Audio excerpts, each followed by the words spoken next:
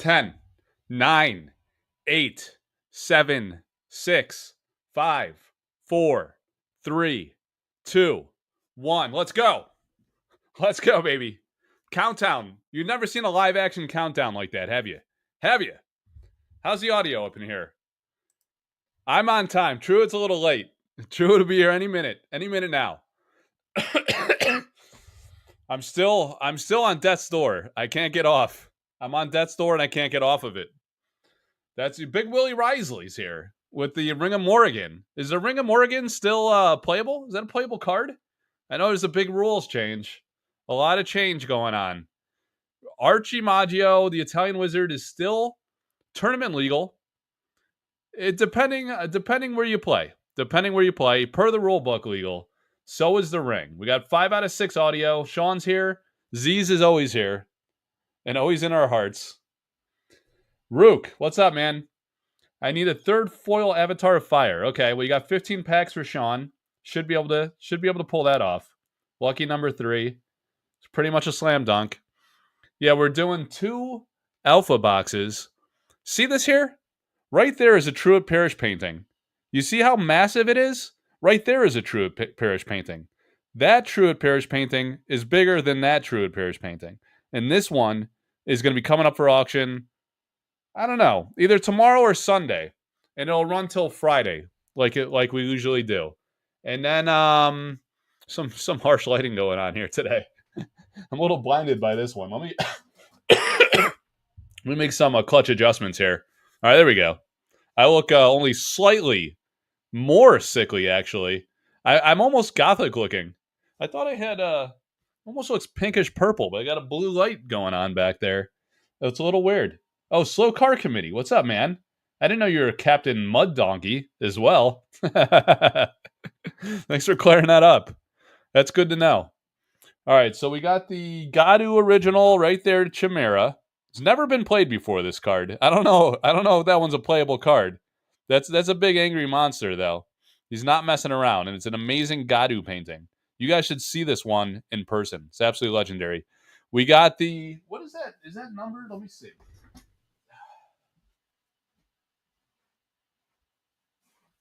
Yep. All right, guys. Yeah, I actually forgot about that. That is the number 1 out of 250 G-Clay artist proof print from Ed Bear Jr. All right, here we go. Dude, what's up, man? How's it going? Pretty good. I was just stalling BSing a bit. Nice. How's Thanks the for audio? doing that. You hear Always me with okay? the camera troubles, I swear. Yeah, I know. I'm always late for my own live, so it was like a miracle that I was on time. I was scrambling now. I got to do some prep afterward. How you been, man? Pretty good. Just hanging out, Yeah. working. Have you been to any... Well, so this is... I guess I should introduce you. This is artist Truitt Parrish, alpha artist. Yes. Sorcery alpha artist, and Arthurian Legends. Some of the artists from alpha didn't make it back into Arthurian Legends, but we're seeing some are coming back now, like Francesca Berald had a reveal today. So that was exciting. Nice. We haven't Yeah. seen any Truitt paintings for Gothic. Do you have any idea if you're in, or you I'm never quite nervous. know for sure? Yeah, honestly, I don't know for sure. Okay. I did do some paintings. Uh-huh. I don't know if they specifically were Gothic. The next set, just to have for fun. I don't know. They might show up. They might not. We'll see. Yeah. Yeah, there was some that like seemed like a slam that were not used for alpha, not yours, but some of the other artists that we thought like were a slam dunk for Arthurian Legends. It seemed like totally thematic, and they still didn't make it in. So sometimes he does like, even though it's supposed to be like a darker set, I think there's going to be some angelic aspects too. I think they're holding back on that. We'll see. But yeah, who That'd be knows? Who cool. knows where it'll go? They're saving some for Gen Con in a couple weeks. Have you been to Yeah. some appearances recently? You been doing any? No, not recently. I will be at YetiCon in Colorado in October. Oh, So October. yeah, that's the plan. Yeah. Other than that, I haven't done any big things. No, I've just kind of been doing my own thing. I went on a couple trips and we're moving houses and stuff. So it's just been, Oh, busy life type stuff. oh, cool, man. Yeah. Yeah, there's they just announced like these I don't know if you're familiar with it, but it's Star City Games. It's like they're a store, but they also host events. So it's kind of a big Mhm. deal for Sorcery because they do Flesh and Blood's another big indie game, and Magic. You know, they have a big Magic the Gathering presence. So now they'll have Sorcery like alongside those types of people, and you see a Dang. lot of the old school Magic guys, and I think Yeah. they posted you before, right? Have you Hmm. been to an old school event? Thought That's you. what YetiCon is. Yeah. So, Oh, it is. Oh, yeah. So last year I went. So that was kind of my first exposure to like old school event, and it was yeah. pretty sweet. Yeah. It's at this brewery that's like heavy metal themed, like black Okay. metal themed, and it's got like all these crazy beers and just like cool dudes rolling through and lots of Yeah, culture and stuff. It was pretty sweet. that's awesome. So Yeah. that's in Colorado, right? Hmm. Okay. Yeah. Are So you I got lucky moving? enough to should be You're where it is, you know. yeah, but you're going through a move. Are you staying in Colorado? Yeah, it's actually like 10 minutes away from where I am now. So Oh, sick. yeah, nothing like huge, but just moving all the stuff, all the paintings. Yeah. You know. So have you done like rough order of magnitude? Is like a bunch more you've done that haven't been used in the set yet? Quite a few, yeah. Wow. Yeah. Um, about the same as I've had in the other sets. It's nothing like Mhm. crazy, but it's also not like one or two, you know? Yeah. Yeah, you had pretty like a handful in alpha, and then actually it was calling up your page. Something's going up on my website here. I was trying to go to your page because we're going to talk about a certain piece from Arthurian Legends, but I might Mhm. need to let me see if I could find it a different way because we're going to want to probably look at the card and then Yeah. I got the painting right there. Nice. Right under the wyvern. You know, that one's sick. I love that one from Arthurian. Yeah, that one is sick. I'm glad you have that one. Yeah, and it's Um, on a nice frame too. You know, we know the guy that yeah, framed it up. I bought it in frames. that's Let good. me That's let me good. find this card here. So, yeah, so you don't know yet, and there haven't been any spoilers. Like typically, what they did last year, like so, Arthurian Legends came out last November, Hmm. and this Gen Con thing comes up late July, early August, typically. Hmm. So that's happening again. There was a ton of spoilers at Arthurian Legends last year. It was kind of similar build up, and then like a big splash. Sure. So we're probably going to find out, a bunch more artists that are actually in Gothic in literally like 3 weeks, I think it is at this point. All So right. I'm excited. I've been wondering though, because like sometimes I don't even know. Like I had yeah. one show up in Arthurian that I thought I did for uh Alpha, and it just popped up. So we'll see. Do the commissions like kind of ebb and flow, or is he just kind of like asking you for more and more incrementally? Yeah, they kind of ebb and flow. Because the first time I worked for him, it was like one painting at a time. So he'd be like, Hmm. "Oh, I want these two paintings. After I finish them, can you do one more? After I finish that, can you do one more?" And then for Arthurian, it was like five at a time. Okay. Wow. Um, so I don't know, it kind of depends on, I guess, just how he's trying to do his workflow. Yeah. Um, So you had. I'm yeah, looking at. I got the site working now. You had about was it six in Arthurian? Let's see. six in Alpha, I believe. Yeah, and then you Yeah, had Burning Hands, Fisherman's Family, King's Council, Kingswood Poachers. That one was fun. yeah, Led Astray, Pigs of the Sounder. Oh, Siege Giant, right? Because that one you yeah, did so early, I forgot that was actually ended up mhm, being in Arthurian. Spare Marshal, you had a yeah, ton. Spare Marshal, Tithe, and Wyvern. Wow. yeah. That's why. Yeah, 10. 3, 6, 9, 10. Yep. 10 and 6. So 16 so far across two sets. That's solid. Yeah, Yeah, so not I don't bad. know. It'd be interesting. And it's pretty diverse too, because you did like a lot of like old school like combat scenes and stuff in Alpha, like originally, I'd say. And then it was like Mhm. pretty diverse for Arthurian Legends. When you paint like your personal projects, your school projects and stuff like that, do you do a lot of stylistic like diversity, like diverse concepts and stuff, or do you kind of Yeah, identify some kind of theme? yeah. I kind of I changed the subject matter a lot, Hmm. so like it's not necessarily uh like Arthurian knights and dragons type things, but I keep I like to have a feeling of adrenaline, and I like to tell a story. So like the climax or the moment before the action where you're like, oh, what's gonna happen? I like telling that kind of story, and like having some implications that might or might not happen. Uh, so that tends to stay the same, but the Yeah. subject matter will change a little bit. Yep. Makes sense. All right. They're talking about the Step Curio. The guy that buys all your Crusade and Jihad is in the chat. The artist proofs. That one's a banger, Yes, man. Everyone loves those two cards. But yes. you had some Dude, I classic. just did some. They're like my favorite ones, man. They were so sick, and then they immediately got lost in the mail. And I was like, Oh shit, no. yeah, those yeah, that's a guy. Yeah, it's terrible. I mean, Yeah. that's rare, but like every once in a blue moon. I mean, you never know. It's Yeah, I mean, I unfortunate. was having issues with USPS, and then a few people were like, just use FedEx. And so I started Yeah. using FedEx. And honestly, they've been doing okay. That's the only thing that they've lost so far, but it still sucks, man. It still sucks. Yeah, and sometimes things will just, like, vanish for, like, weeks or months, and then they'll just turn up, like, Just pop suddenly. up. I've Yeah. seen that happen too, so fingers crossed that'll be the case. Yeah. Alright, so I got the site up. Alright, this is a pretty sick piece. So we're talking. You've sold every single painting except this is the very last one from what I understand from both Alpha and Arthurian Legends, right? Yeah. Yeah, Okay. that's the one I have. That the card has been revealed. That's pretty much it. Yeah. Mhm. Yeah, it's been revealed. Alright, so this one, let's see if they can guess it in chat. It's, Elite Magic. Well, this is actually pretty funny. I didn't realize until just now. It says Elite Magic: The Gathering, like Magic: The Gathering, Elite Magic, comma The Gathering of Noble Minds. All right, so let me show it really quick. I'll go grab it behind me, and then let me go like split screen like this, and then we'll talk about it. I gotta see. The lighting's gonna suck, so we'll show it on the screen as well, and it's so big too. Yeah, So it's like one of the bigger ones that I've done. is it? Yeah, Yeah. Council, and I'll get a good picture of it, like with natural daylight tomorrow.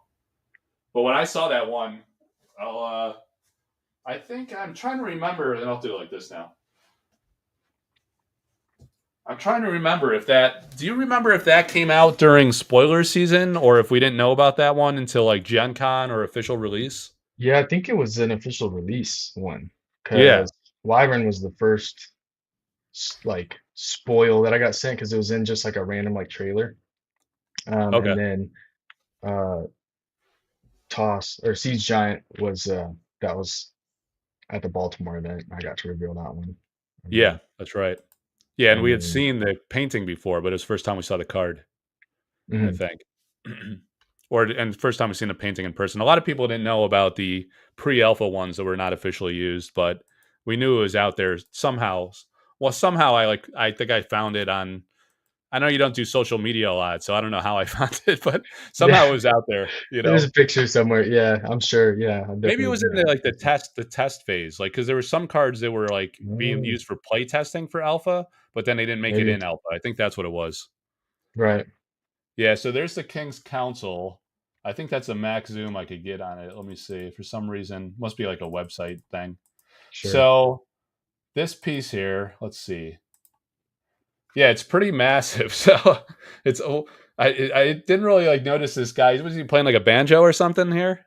Yeah, he's got a lute, A lute? medieval lute. Yeah. Oh, okay. Yeah, medieval instrument. Yeah. Sweet. So like, what was the concept for this one? Do you recall like what Eric told you to do on this?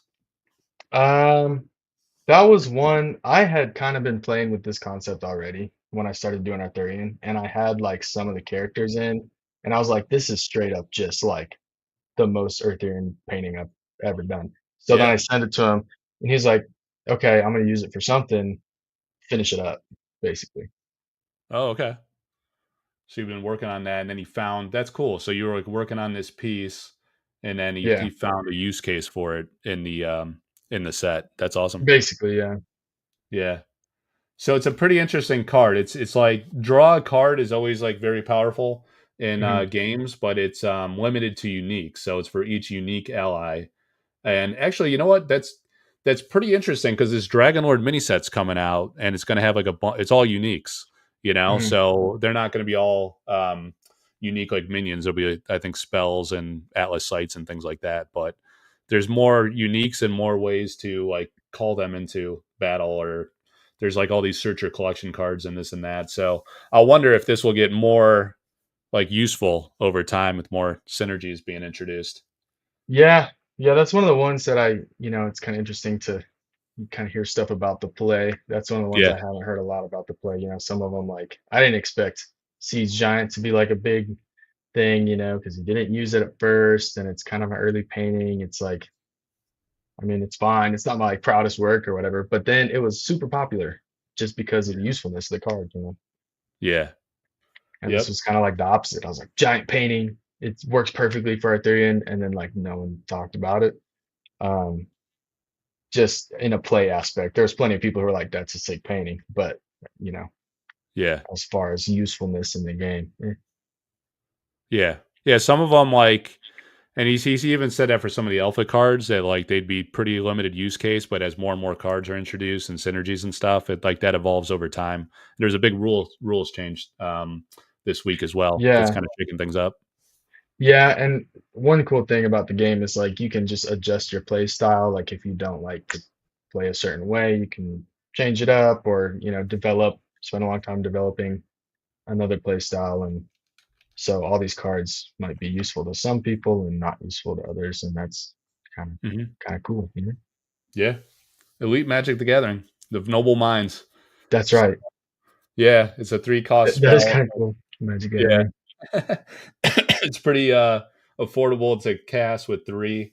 And yeah, it's kind of so the concept, I guess, he worked in this like unique ally. So he's surrounded by kind of a few knights. And then what are these guys? Are they like part of the It's royal just like, family or yeah, servants? the council kind of Yeah. deal. Like the king's got all his advisors and stuff. Uh-huh. Yeah, it's a pretty epic scene. I love the walkway and then kind of the big murals on the background, which is kind of like feels almost like throwback style to like your alpha works with the what is it, spin attack with the 3 dragons. The Yeah, 3 red dragons. It's yeah. I pretty epic. wanted something cool on the tapestries. Initially, I had some like horses on knights, and they Hmm. just weren't like showing up. Like they were like almost too busy, so you couldn't focus Yeah. on the council, which was supposed to be the focus. And Hmm. then I switched it up to be a little bit bigger shapes and less distracting. Yeah. Just came Did up you with the have to like dragon. repaint over the whole thing, like start over and repaint it, or you just kind of like No, I um, just changed over it that up area? a little bit, Hmm. just because I don't know. Like I had the council like mostly mapped out basically because that was the main part of the painting. They Right. weren't finished detail wise, and I just had to figure out how I was going to do the background. Um, and I had like the sketch going, but I just changed it up basically from the sketch onward, so I didn't have to do like a whole lot of reworking, just a little bit of reworking, but mostly finishing. Yeah. It came out great. It's awesome concept. Yeah, So the thanks. I know you painted that like huge, what was it, like a shark thing you had done outside of Yeah, sorcery? You've painted like really big before. Is that like your yeah, comfort zone, or you've done like a wide range? Like the Siege Giant was pretty small by comparison. Or the I'm using the wrong name. The giant that throws, he changed the name of it like 2 or 3 times. toss. Toss, yeah. That's not. It That's used to be toss. called like, I don't know, maybe some of the guys in chat will remember, but it was Yeet. called, I think it had giant in the name or something like that. It was, I don't Yeah, know. I it was was surprised when Siege it came out Giant as for a just little like bit. toss. Very Yeah, simple. yeah, I remember it being Siege Giant for a little bit. Yeah, But we'll see yeah. giant. Yeah, Mhm. cool. Yeah, no, that one's more of the outlier, to be honest. That and Yeah. Border Militia is also pretty small. I did those two Hmm. together, and that's one of the reasons they have like similar color schemes. Okay. Um, so they're pretty small. Usually, uh, beforehand, I would work a little bigger. So kind of like this painting, like the stuff for I did for college. That's kind of the size of this painting usually.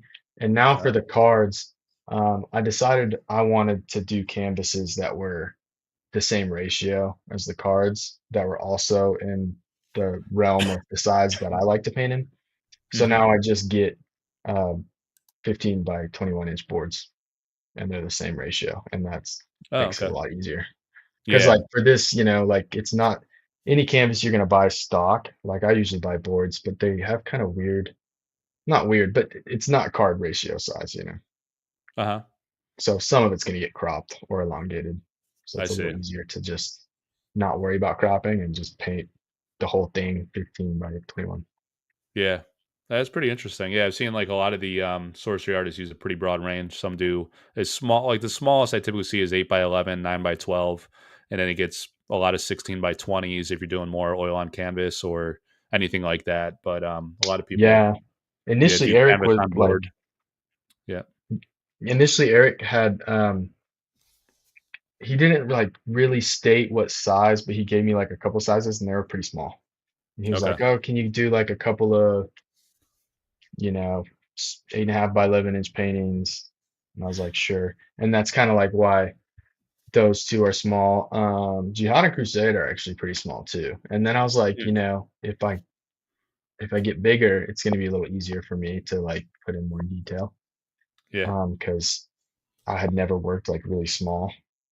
Working through sorcery and doing the artist proofs, I think now Hmm. I'm quite a bit better at like getting in there with the tiny Yeah. brush and like doing some detail work. But before I used to paint like really big and stand really far away from the board and just go crazy with my brushes instead of like getting super in there.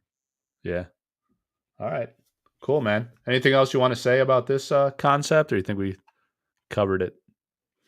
Um, yeah, I mean we did pretty good. I like this one. I was noticing before I shipped off, but I really like the brushwork in that one. So I don't know Yeah. if you got any just brushwork fans out there, but a lot of the brush strokes are like a singular stroke that tell a lot of the story, which is Hmm. I really enjoy painting that way and seeing paintings that are done that way. Yeah. Cool. Yeah, I'll probably post it for auction Sunday night and it'll run till Friday. And then I Sweet. always do like I take a bunch of pictures and then I do like a video so people will see like the brushwork. Because I do Nice. like a zoom in, zoom out, and kind of like a pan of the whole canvas. So I'll get it like hopefully I'll have a good clear day tomorrow or Sunday to get a nice video Yeah, clip, or I'll do totally. it sometime throughout the week, because that makes a big difference. So you gotta have proper lighting to really get like a when you're looking at it in a video, you can only simulate like the real deal, seeing it in person experience to some Yeah. extent. But Yeah, no, yeah, that's a like good idea. You always do great on the auctions and yeah, thanks. promoting and everything. So thanks for doing that for the whole community. That's awesome. Yeah, yeah, it's really a pleasure. I get to see so many different like paintings from so many different artists. It's unbelievable. And like something like this, like you never like you came to Sorcery Con last year and you brought like several paintings, but to Mhm. travel with something this big is like it's not going to happen, right? Like Yeah, that's it's why I very didn't bring it. It difficult. doesn't fit anywhere. Yeah. Yeah, you'd have to like It's kind of ship it cool to the though. venue, at Yeah, best. I But even like to this. display it, it's tough. Yeah. The big paintings I think are great because they look good on a wall, Oh yeah. fill up a wall. They look dope. Big Yeah, it paintings are becomes a good. statement piece, and this one looks, like, Mhm. really epic, like, it could fit in, like, a living room or some kinda, like, large room and really be, like, a Yeah. centerpiece of the room. And also maybe the wife is fine with it because it's not a bunch of guys killing each other. Yeah. It's like a pretty Or, like, throne room. if it's, like, too high fantasy, like a bunch of dragons, like, slashing at dragons and stuff, like, those are a tough sell for the family sometimes too, Yeah. right? Like, Yeah, "Come on, exactly. we're, like, It's all adults right. here, we can't have this, for Thanksgiving dinner hanging over the dining room table." Yeah. But this is, like, a nice proper piece. Yeah, it looks awesome. Right. It's a good balance, but it still has those Yeah, fantasy vibes, with the tapestries, so I love that mix. definitely. Came out great. Yeah, totally. Yeah. Yeah. Yeah, before I let you go, man, I wanted to ask you about, like, your Sorcery Con experience. Like, do you think it was, we're gonna start planning the next Sorcery Con, and I was actually gonna Nice. reach out to the artist about that really soon because 'cause we're shooting for, like, probably roughly end of January-ish, Cool. like, sometime Right. after the New Year, and, the problem was, like, we've been reaching out to a bunch of venues, and they've been slow to get back to us with pricing and Mm, stuff, but we're working on building sure. out a website, so I'm gonna reach out to you guys and ask you if we could use some of your artwork to kinda, like, decorate the page and whatnot, but, Yeah. yeah, what do you think of it, like, last year, and you think it's something you wanna do again? It's kinda the gist of where I'm going with that. How was it? Yeah. Yeah, I thought it was cool. It was fun. It was nice to meet all the artists. It was really nice to meet all the fans. It kind of gives you a different perspective because as an artist, you tend to just like kind of hole away in your room and grind Mhm. and paint and like especially me, I'm not on social media that much, so I just like hear through the grapevine that people are doing sorcery stuff and auctioning and playing and like having a good time. But being in the actual action is a different experience, and I think it's a valuable experience as well. Yeah. Yeah. Nah, dude, I envy you that you're, like, a young guy that's not on social media, like, sometimes, like, I gotta be on it, like, all the time because of, like, the nature of just, like, trying to be an art advocate and, like, foster Yeah. community, like, grow communities and stuff, so I'm, like, in it, like, 24/7, and some days I'm like, "Dude, I wish I was just like Truitt where I could just chill and, like, live my life, like, in the real world like I did when I was a kid," right? Like, the world's changed, so it's, Yeah, like, online all the that's time, right. and it's, like, kinda people get pissed off all the time, like we're bickering about nonsense. I'm like, dude, what are we doing here? Yeah, So yeah, that's fair. hold on to it. Don't get hooked by the addiction too soon. Especially as an artist, you got to use your time like effectively, right? Yeah, that's You got a true. job Yeah, too. It's a make sure balance. I don't get distracted. Keep my head down. Yeah. Yeah, you got to train for like the athletic stuff you do, and like you still doing like the circus type stuff and into some of those things, the shows. A little bit, yeah. I got the flips going on still. Do my Yeah, gymnastics and my tricking and stuff. I definitely do that a I little think because I bit. was following So you, like somebody that started showing up on my feed. There's this guy like Dom Tomato or something like that. You know what I'm yeah, talking about? yeah, It he's a comes parkour every time I dude. go on Instagram. He's on there, like jumping Yeah, off a building or something. I'm like, holy shit! I was like, this stuff Truitt's doing, or like to some extent, right? yeah, The yeah. flip He's part moves. of the community. Yeah, we all know that dude for sure. He's good, man. Yeah, he's impressive. So Yeah, he's crazy. yeah. Cool. It's a Well, cool community. It's well, all these like hobbies and like things you got to be dedicated to. Artists like acrobatic, athletic stuff. What do they call it? The free running or something like that, where they yeah, jump like between building to building and off these like high platforms. Wild. yeah, yeah. It's gnarly. They all do that stuff. Yeah, over buildings and on cement, and I'm like, Yeah. it's usually I just do my flips, so in a gymnastics gym or on some grass or something. But they're Yeah. like, bodying on cement, and I'm like, oh man. But You got to land and tumble like in yeah, rhythm, like just right, so you don't get give that it, impact. yeah, tuck and roll. Yeah, Yeah. Cool, man. Well, yeah, I hope like the timing works out for you. I'll definitely reach out once we get that nailed down and see if you can make it. It'd be yeah, awesome. See you yeah. again. I'd love to be there, man. Yeah. Yeah, so YetiCon October. Do you remember the dates? Just to give a shout out to your next appearance. I don't remember them exactly, unfortunately. I think Okay. it's the 19th, but that might have been last year. So it's Yeah. probably around similar time. But Okay. I don't know. I've confirmed I'm gonna be there. I'll make time to be there, especially it's in Colorado. It's not gonna be hard for me to make it. So Yeah. What um, town is it in again? What part of Colorado? it's in Denver. Oh, okay. Yeah. Nice. Easy to get in and out if people want to travel or drive. Yeah. I mean, I've yeah, flown in there a if you're few gonna fly times. into Colorado, Denver's the place because that's right where the airport is. Yeah. It's an easy Yeah. trip. All right, man. Yeah, Well, be yeah, there, thanks for guys. yeah. Thanks for coming on short notice and talking about the painting. I hope it goes well for you this week. And yeah, again, that'll be up at the Sorcery Community Facebook group and Collector Arthouse Discord. Sweet. Sunday to Friday is what we'll do. So, Sweet, man. I love it. Yeah, thanks yep. for having me. And always good to talk to you. All right, man. Take care. Yeah, Thanks you too, again. See Mike. ya. All right, guys. Awesome talking to Truitt again. We're going to get into an alpha break. And let's see. We got about almost 30 people going on. So I got to get the wheel prepped for some of the breakers here. And dude, it was like the action going on in it's so weird in sorcery.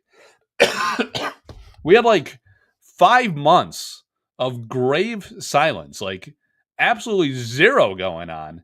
And then all of a sudden there's like a wild blitzkrieg. I almost like I didn't think people could handle it. Like I try to like temper my sense of humor on Facebook, because people get sensitive on Facebook. It's a different vibe. It's like grown adults. It's not like Discord where it's a bunch of like children bickering and fighting all day.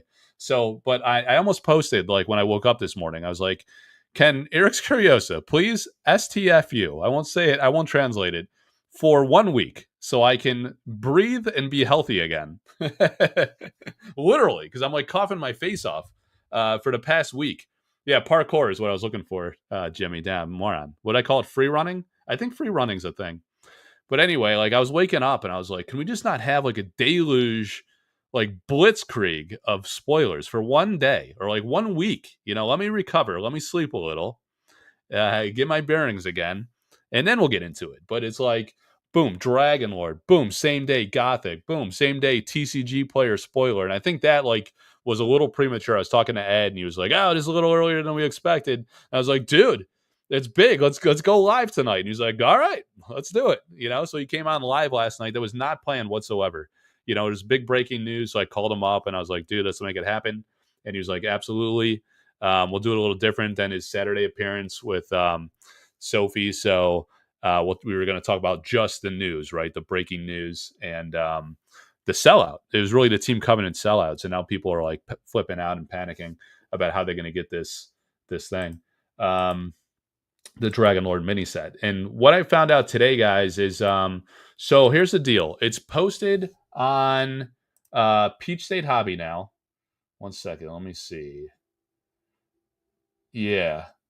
All right. So both someone just said on the Facebooks, I just saw like a notification. Both distributors are saying it's extremely allocated, which means it's extremely limited.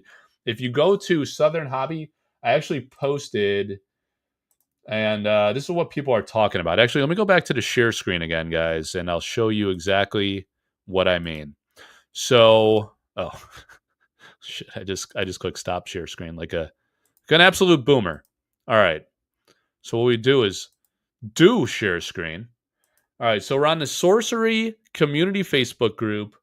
Where are we at now, guys? We're at 5,140 members, 32 this week. So it's popping off. It's really growing fast.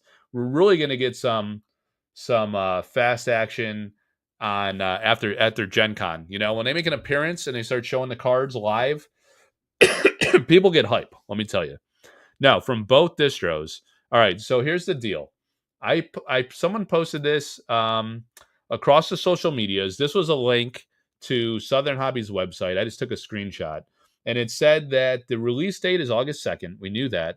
The order due date for Southern Hobby is tomorrow, Soho. That is Saturday. The deadline for Peach State distribution, PhD, is this Sunday. All right. But if you go to Southern Hobby's website, it says the product is brick and mortar restricted. So again, like if you're an online store, even though if you do a lot of business, serve a wide community, it doesn't matter. They're restricting you. You gotta be a proven registered brick and mortar store, registered with Soho, and your order deadline is tomorrow. And look at what this says here: extremely limited supply, maximum order 1 case per store. And in a case, there's 10 boxes. 10 of these little small individual boxes, 1 pack per box. So 10 total per store, right? So think about like these stores, like some of these tournaments that are happening, even these local tournaments. I mean, people are coming from different states for some of these little bigger tournaments. You could get like 30, 40 people, right? But your average like LGS is anywhere from like a handful of people, 5 to like 15 on average, let's say. So imagine you're in that like 10 to 20 range of people that either regularly attend, or let's say like regulars plus casuals, you know, the people that come every week, and then the people that come once a month, once every quarter, once every few months, whatever, in and out periodically. It's probably like 10 to 20 on average, I would think, right? And here you can only get 10 of these. So how do you possibly like even service your clientele, your local clientele with that? It's going to be tough, man. It's like you're going to have to play to compete for it almost. Is almost like the only fair way. Unless you do like a first come, first serve, and it's like Black Friday where people are literally dying outside the LGS. I can't tell jokes tonight, guys. I don't know. I'm going to cough every time, but it's like people are literally getting trampled at the LGS doorway trying to get a $59 box of a children's cardboard game. A children's card game, right? I don't know, man. It's gonna be wild. And then like so here's I'm gonna do like a whole video on this, so I don't want to spoil too much. But I think this was, and like, you know, I'll probably get like a few hundred people will watch this live if I keep it under 2 hours. But I'm gonna do a couple van videos this week, and I'll probably talk about the different dynamics of this supply shortage, and why I think Eric's Curiosa strategically designed this on purpose to create extreme hype and FOMO. Because you know, it's like a Rudy tactic in a way. Like everyone's fired up, losing their freaking mind, nervous as hell. Can I get it? Can I not get it? Players are pissed off. They're like 50. You know, someone on eBay sold it for $300, $400, $500, and some people are like, nah, that's an effing scam. That's not real. And other people are like, nah, I know for a fact it's real. You know, so you know, people are just like blah blah blah blah blah all day long, right? But that's engagement. That's how forums grow. You know, when people are dropping comments on the Sorcery Community Facebook group, new posts, right? When you start seeing that group like flick around, if you're a TCG guy and Facebook tries to advertise it to you, it says, you know, you ever notice it says like 10 posts per day on average, 20 posts per day on average, right? those metrics matter. That's what attracts people to the group. That's one aspect. And then like in the discords, people are engaged, they're talking, and like sometimes it's not fun and they're like bickering and that they're pissed, but other times it is interesting because people come with a lot of different diversity of perspective, depending on the forum and how it's moderated and what kind of culture it fosters, right? People tend to lean towards a certain interest category, or sometimes it's diverse enough where you get a lot of different perspective.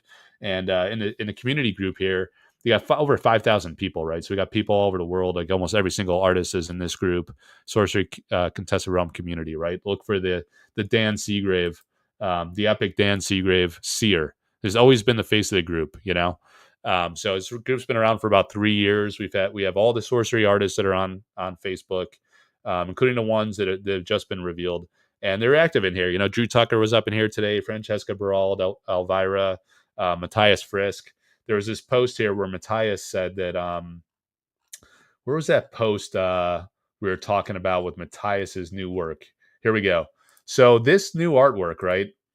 Release the Hounds.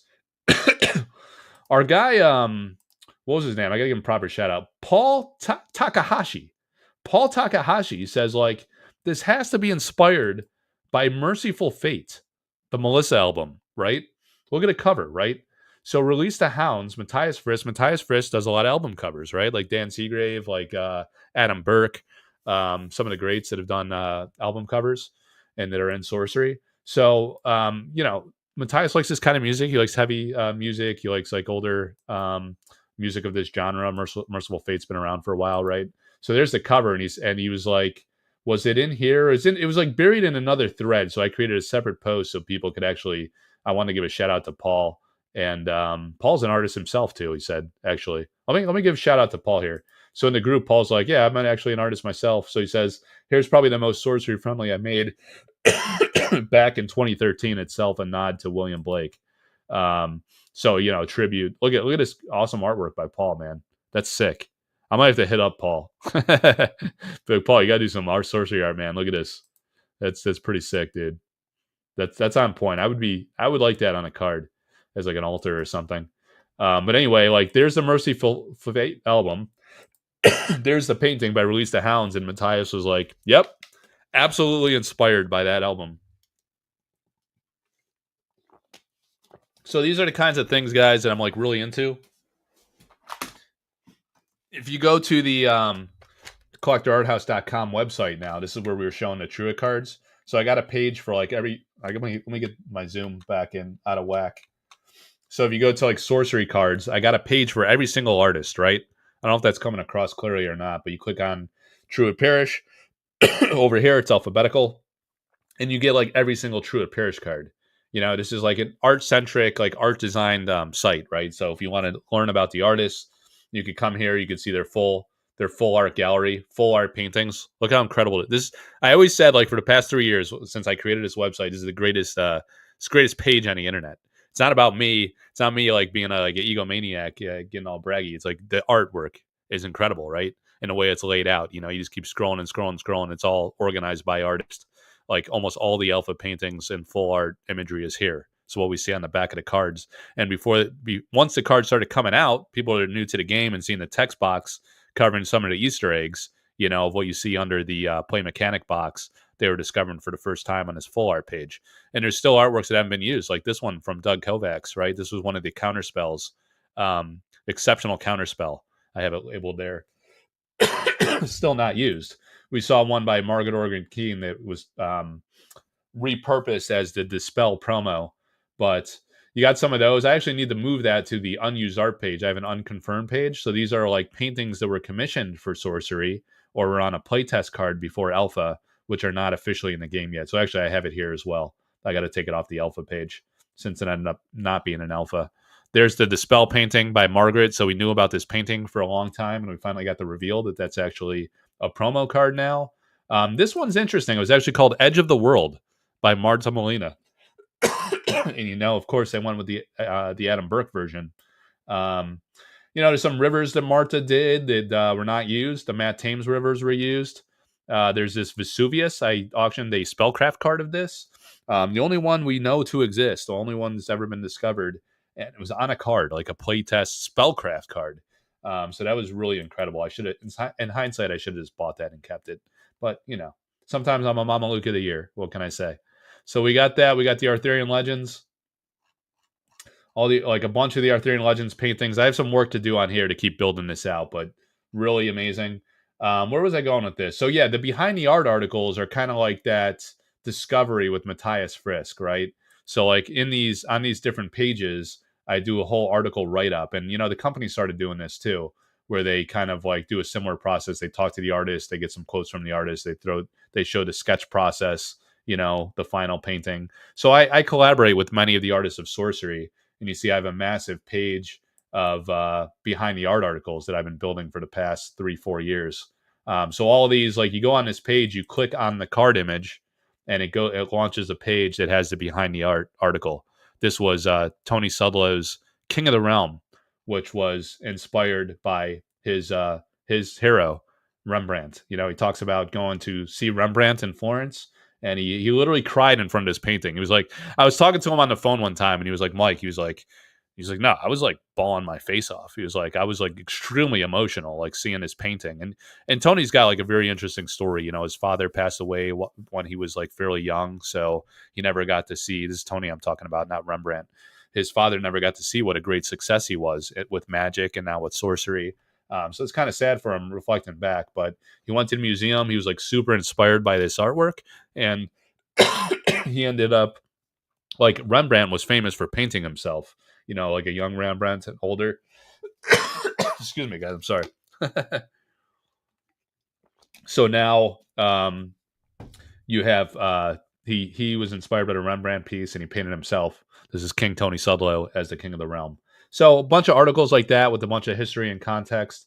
Again, going back to the main page, you scroll for days here. There's tons of articles. There's history behind Philosopher's Stone, some of the big iconic pieces, Key Theorem Mechanism, Lindsay's Occult Ritual, the Elemental Avatars.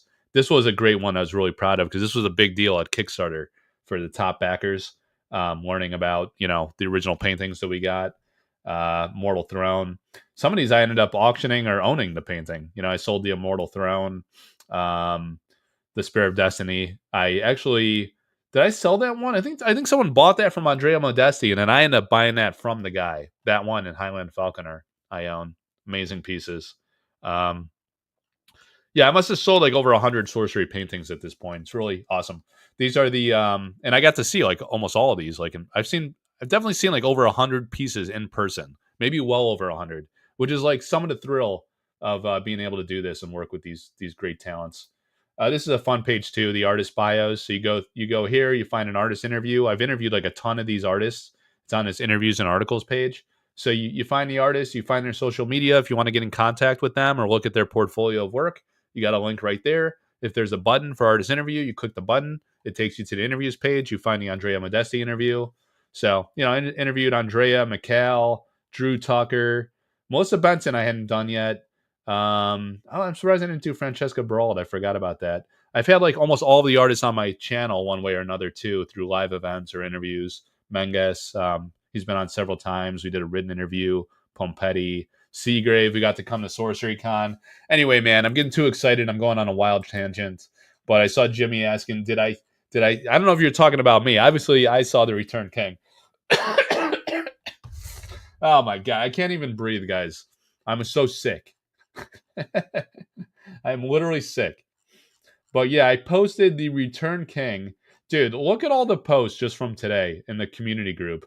There must have been like 30 people that posted today. It's just like popping off here. Everyone's super excited about Gothic. Ed Beard Jr. is up in here. So Ed Beard Jr. got his cases 700. Here's a master carton of 12 cases of the Dragon Lord. And he's got 1, 2, 3, 4, 5, 6 of them here on this palette. So we got 700 boxes. They're in individual cases. There's what a case looks like. So there's 10 boxes in a case. I can't breathe, guys. I cannot breathe at all. So here's Ed Beard Jr. and his son just chilling. Oh, God. Yeah, they were so fired up, man. It was awesome. Ed was live on my channel last night like we were talking about. That was a great time. Ed's selling these artist-proof prints, guys, not artist-proof cards. Artist-proof cards for the Dragon Lord mini set are a thing. That'll come later. But the prints, he has prints that are numbered artist-proof series, like my Dragon Lord's Lair over there. Let me see. So yeah, Jimmy said that I see the oh god, I love this painting by Francesca Berald. So Francesca was up here in the comments talking with fans all day in the community group today. You see her. Definitely reading the flavor text every time I get a gritty Wild West type of accent. Francesca says, I believe they talked to me while they I believe they talked to me like that while I was painting them. She's got like a great sense of humor, man. She's so funny. They will bury you next to, so Sean says they will bury you next to the shed if you step in their lawn. Not even one if Francesca's Berald's maps will help them find what's left. Those kids look scary. She said, I guess those kids are renowned for their games of hide and seek. Yeah, so she was mixing it up with fans here today in the community group. It's awesome when they chime in. I really appreciate that if any of the artists are listening tonight. So where's the epic the Brian Smith painting? It's so buried here. Here it is. All right, so there it is, guys. The Return King. what a painting, man.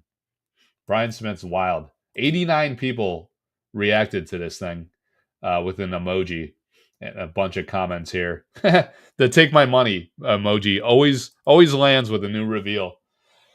All right, guys. So we go to the wheel of names and see who's on the wheel. Oh, it didn't preload. Okay, because I was deleting them off last time. So we got that.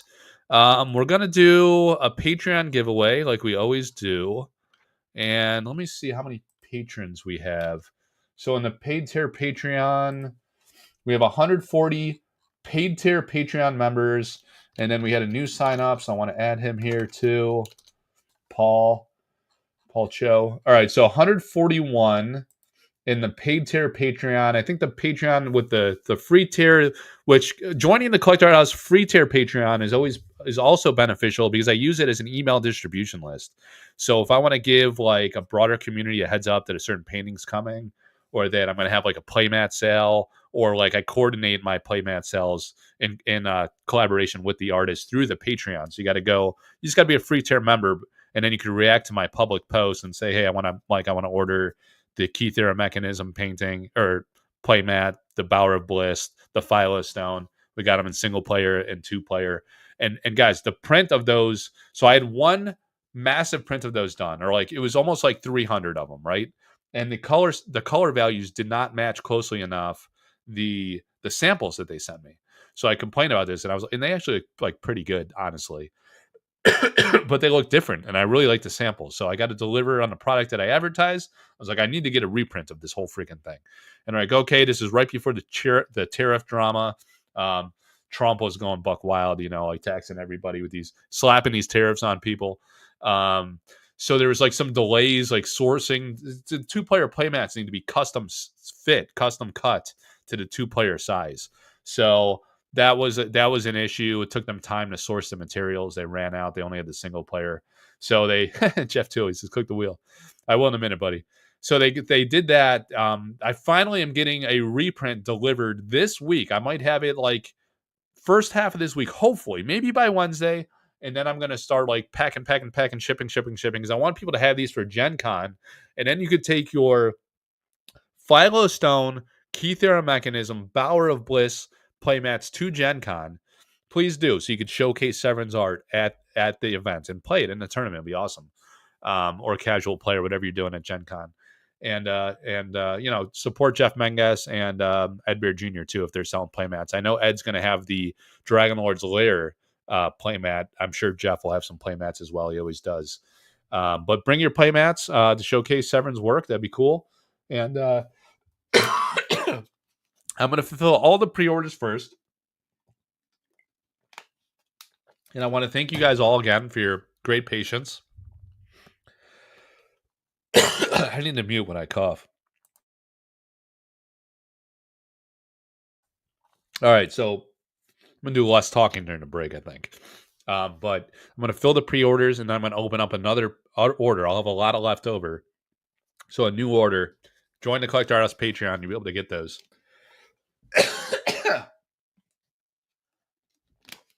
Yeah. So free tier, you'll be able to order. Paid tier, you'll get a discount on the pricing, right?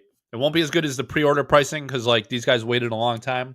I want them to get the best deal, but it'll be like $5 more or something like that. Relative to the discounted price for the paid tier Patreon members, and then there's a free tier or like non-Patreon supporter price that's higher, right? And it'll be $5 more than the pre-order price. All right, so the giveaway, we have more. Let me it's hard to listen to, guys. Hard to listen to. All right. Yeah, I don't have any. I think I ran out of the throat drop, the freaking throat drop things. All right, so we want to go with the extra camp. All right. You wait for the tea with honey? That's hilarious. Oh, God. All right. All right. All right. All right. Got a tape measure over here. Got the axe tool. We got to zoom in. I got like a massive stack of alpha boxes next to me. This is one of the playmats. There's a variant that has the Collector Arthouse logo design in the stone. Severin approved us because we collaborate. She allowed me to make like a logo for this when I went to the Courtesan Cup last year. I had a big banner with the Philosopher's Stone with the Collector Arthouse logo in the middle. So Severin, Elvira Shekharova and Severin Pino, the two of the greats are, I think, the first, and Vincent Pompetti. They're probably the first three artists that I started to work with in Sorcery. And of course, I've collaborated with like a ton of them now in different ways, like Drew Tucker, Jeff Easley. You got to pinch myself on some of these names, like Rodney Matthews. Dude, it's unbelievable. Mikhail Nagy-Paul. Let me go back to the website. I don't want to forget everybody. So the artists that I've collaborated in some way: Alan Pollock, Andrea Modesti. Let's see. Brian Smith. I think we did a thing. Kyle Calzans, of course. Tucker, Elvira Shekharova, Elvira Palakowska, Francesca Berald.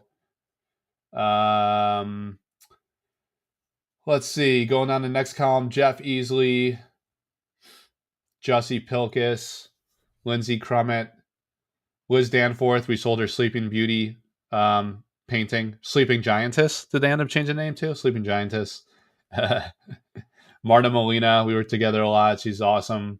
Matthias Frisk sold his Exorcism and Minor Explosion, man. Seeing the freaking Exorcism in person, dude, that was a sick. I think Matthias called that like one of his favorite paintings in one of his recent interviews. That was unbelievable the way that came out. So thankful to see that one in person. Mikhail Nagy-Paul, Melissa Benson, we did an embellished print series. Let's see, Rodney Matthews, Sam McKinnon's probably gonna be coming up. That'll be really exciting. Love Sam. Got to reveal him for Sorcery and his new card for Arthurian Legends, his first ever reveal. That's going to be a special memory I always hold on to.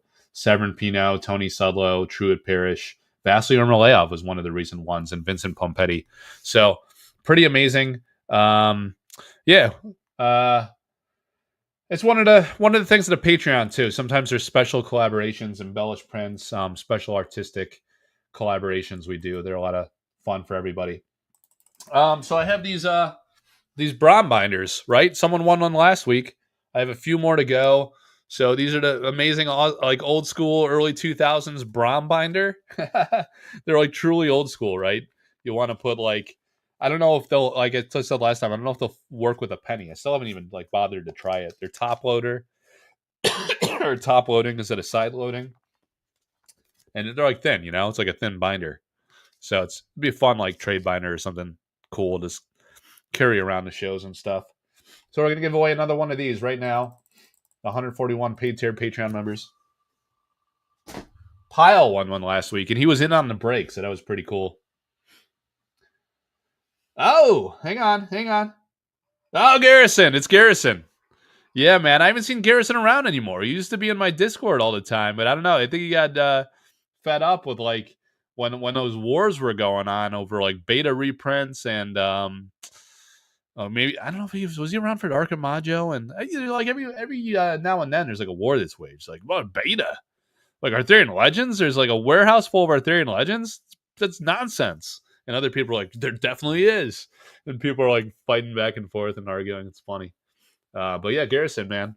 That's gonna be tough to ship. Garrison's like on the other side of the world. We gotta get him back. I might be holding some stuff for him. All right, so congrats to Garrison. Where does Garrison live? He's in like Germany or something, somewhere in Europe, but it's always like hard to ship to him because it's like an extra shipping charge because it's like some remote location or something weird. I don't know. All right, guys. So we did the Truitt painting reveal. We'll start to break very soon. Very soon. Don't get all upset now. About 30 people hung in there for all the activities that have been happening. So someone just won the first ever Truitt Parrish, not Truitt Parrish, Atlas Thorn altar card, Ruins by Atlas Thorn, right? Altar. He altered the amazing Dan Seagrave, Fire and Air. All right. And there was a full size painting that went with this too. Similar concept with the raccoon. And it went for $2,222 for the painting and the altar card. So congrats to the winner. And it was two guys were going at it, competing in the end for this one in the bids that really love Atlas's work and have acquired a lot of his original. That was the first original painting offer, so that's really cool. Spoiler alert: there'll be another one coming. It'll probably be a few weeks because I got some sorcery paintings coming first. Let me tell you guys, for the next probably 2+ months, there's going to be a painting every single week at the Sorcery Community Facebook group and the Collector Arthouse Discord. Check the show notes and go sign up for the Sorcery Community Facebook group. If you're not on Facebook, you hate Facebook, fine. Sign up for the Collector Arthouse Discord. There's going to be many sorcery original paintings coming and some altarist full-size paintings. They're stunning, just like this one. This is a painted card, believe it or not. So that one was up, and then this one's the one running this weekend, the Death Speaker by Atlas Thorn. The guy's literally in the boneyard, literally holding a bone like a staff with his tiny little rat hand. Oh my god, it's an adorable little rat. Summoning the dead. Atlas Thorn, man. Guy's the god of gods. All right? He's such an amazing artist. And now he's an officially Captain Mud Donkey's gonna win it. Now he's an official sorcery artist. Oh, what's up, Dustin? Dude, Dustin Broussard's got some sick. Dustin, I was actually hoping your shipment. He's got some sick it might be like I don't know. It's hard. It's always hard to say like the best an artist has ever done because they've done so many amazing things. But the ones coming up, guys, are going to absolutely blow your mind. And there'll definitely be one coming up this week. I was going to make it the featured weekend auction, but it's not here quite yet. It'll probably show up tomorrow or maybe Monday or Tuesday. But yeah, he did some like unbelievable stuff. And then the Severn one just ended tonight. Where did this one end at, guys, in the Discord or community group? Like 750 or something like that. So it's like this kitty, the kitty Valkyrie. So the Valkyries, it's kind of obscured by the card, but they're like up in the heavens, right? Like sitting on top of the clouds. And she did this kitty series, and there's only one more of the kitty series after this one. It was a special series she did, and we've been auctioning like one a week typically, and they all come with the original sketch or the sketch for it, And I'm gonna have some. Believe it or not, I'm gonna have some Severn originals coming up later. It's gonna be probably a ways off though. There'll be several before that. There'll be several. I don't know when exactly. They're not officially out there yet, right? It's been artwork that's been revealed, but has not been used yet in Sorcery. I'll say not printed on a card. There's two really special paintings. You probably figured I probably said too much already, but really awesome paintings. I actually have them in my possession, stowed safely away for a future auction opportunity. So, yeah, everybody say what's up to Dustin Broussard, man. You guys met him at Sorcery Con. He sold a ton of paintings there. We had a great time. All right, so we did the Wheel of Names. I need to get my act together and load up the Alpha wheel. And then, so this is going to be interesting. because from this first case, it was a brand new case. I'm pretty sure. Oh shit, dude, Jimmy, I just saw your DM, dude. Unbelievable, man. All right, where are we at on the death speaker? All right, we're at 250 on the death speaker. Someone called it the death squeaker. All right, so that one hasn't hit reserve yet, but it just launched tonight. What I need to do is grab the people for the break and all right. I'm gonna get the breakers. I think we have 8 people that are part of the break tonight. So what I was starting to say is we opened a new case last time, the first 2 boxes, and we freaking like the hits were out of this world. We hit the first thing I pulled was the unique star seeds. So it was a unique foil star seeds. Then we hit obviously it only exists in foil, but the avatar of fire. And what was the third big hit that we had, guys? Wasn't there another monster hit? God, I gotta sleep more. I literally like cough all night long. All night. I sleep like 2-3 hours and I start coughing again.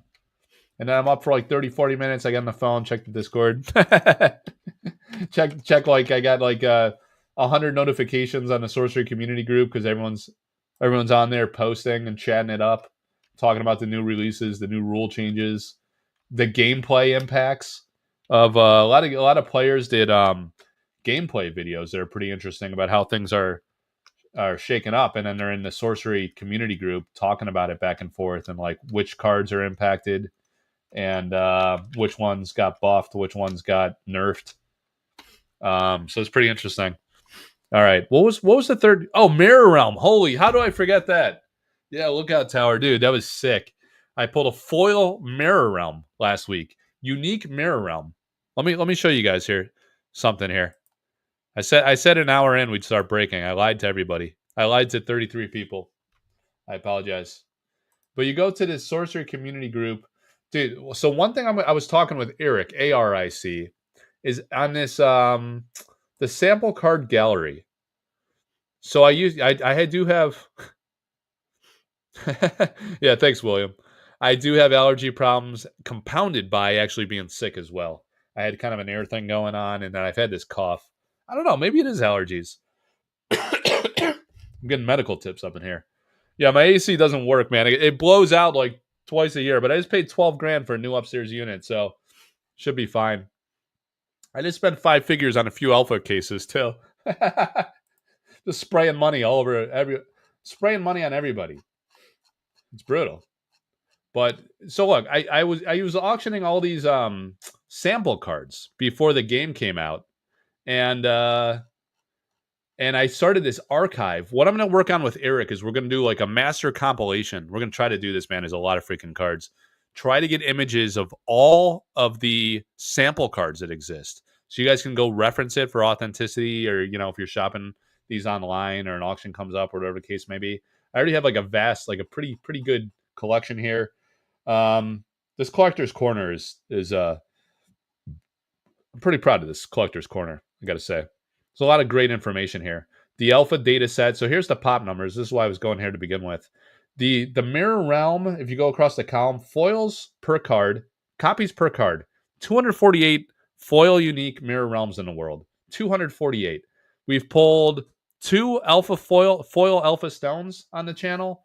We've pulled the Mirror Realm obviously recently. Dude, I think foil debt dealer, like a lot of the Frazettas. We've been like tremendously lucky too, because I haven't done like an insane amount of breaks. Really, I only do it once a week, like to do some live action and engagement with the community. But yeah, so you got that page there. The altar gallery, I absolutely love the altar gallery. Look at this amazing work by Andrina Jarnim. We get into, and I'm so behind. I got to update this with all of Andrina's work. I would like to have a full compilation archive display for the altarists too, to showcase their work. But look at these freaking altars by Atlas Thorn, who's again now officially commissioned by Sorcery. Hopefully Dustin gets his shot too, and Andrina, Vivian Calazans, Pietro. Here's Dustin's. Dustin's like amazing at doing this staging of his pieces. Dude, look at these. Look at these freaking artworks. Just like I said the other page was the greatest page on the internet. I don't know, man. This one's pretty incredible too. We have Altars by Alteris by Sorcery Artists themselves. Marta Molina. There's Pietro. That was a sick one. That was a 9-piece. A 9-piece. Vivian Calazans. Great, man. So great. And that was man, that's outdated. So it's embarrassing. I gotta update that. Curio cards, right? So we got the curio cards, all the curio card information. You click on this, you want to see beta curio cards. Skip past the alpha and it takes you right down to the betas. You want to go back? Do I have a back button? I don't know. I think you got to scroll back. I should have a back button. If I knew how to like design a website, I'd have that. Some intro material down to alpha, and then lastly, conveniently at the top, right? Skip right to the curio galleries. Arthurian Legends. It teleports you right down there through the void. Yeah, we got to make Dustin's dream come through of being commissioned for sorcery. And then you click on these, right? And then there's a narrative description, so you know exactly what you're looking at and how to identify it. If you miss this one, you got some issues. If you miss this card and you don't think something's up when you find that one, you probably got to go seek some professional attention. All right, so collector corner. What else? Spellcraft gallery. These are all the pre-alpha spellcraft cards. This was my personal collection. And then there's some others, that I auctioned for like the only other person that I know who had acquired these. So they're so rare. I talked about the Krakatoa earlier. I own the one at Fiery Inferno. It was commissioned as Genocide. Genocide by Brian Smith. They haven't revealed this one yet, but I don't know. It's got to be in Gothic, right? Why would it not be? But we know it's out. We know that art is out there, and it was done for sorcery. So there's all the spellcraft. The original painting gallery. I should update this too. These are all the paintings that I've auctioned for artists, right? Some are resales for community members, but a lot of these were directly for the artist. I mentioned the Exorcism, the Minor Explosion, the Melissa Benson Salamander. That was from the collector tier. King of the Realm for Sudlow. Look at these guys. That's a pretty short list. There should be like 100 images in there. But I'm behind. I can't keep up with all this. I need like a content manager. So we call it content creator, content manager to help me out and keep on top of it. All right, so let me kill that wheel. All right, we're going to kill that wheel. This is the wheel for the break. So now let's get serious here. All right, so let me go back to overhead cam, catch up on what's going on in the chat. We got 2 alpha boxes. One guy special requested, he had 10 packs, and he wanted like 5 from each box. So I'm just going to open. If you guys want to like do that in the future and have a special request, I think that's fair and reasonable to do. Because I go left to right on the columns anyway. Sometimes I even do a blender break and I've done like a few breaks where I've done an entire case of alpha. And I dumped them all into an oversized bearish acrylic case box. Like a case of their cases of acrylic boxes. And I blended up all the packs, right? So it randomized an entire alpha case. But if you want to mix across the the Marta Frog is mint, yeah, that was a nice acquisition for Dan. If you guys want to mix it up across boxes, some people like the random. Oh shit! I need my good luck charm card. Where's my Leo card? We're gonna hit trash if I don't find Leo. Leo. Oh my god. It was a close call, guys. It's a close call. I need Dustin, I might need you to paint Leo. I don't know if you do I don't know if you do like realism art, but do a Leo on a sorcery card. Maybe some of the Godfather characters, that would really help me out. I know you do the Frazettas amazingly well. What, do you do a lot of like normal human people? I got all kinds of ideas. You think we're pulling the Braum tonight, Omega Zool? All right. Yeah, we got some unbelievable Dustin Brossard altar cards coming. 2 of them at first, and then I know he's working on a couple others. So, but I usually like try to rotate the artist once per do one per week, to keep a nice diverse mix. True to Sorcery form, very nice diverse mix of artists each week. So you get one from each every day, a new artist, a new card, sometimes an altar, sometimes an artist proof, usually an overlapping week-long original painting, and that's how we roll. Sorcery Community Facebook group and Collector Arthouse Discord. All right, so here we go. To the wheel. Oh, you know what I got to do, guys? Forgot I got these labels here. I got to label my spacer dividers for my box.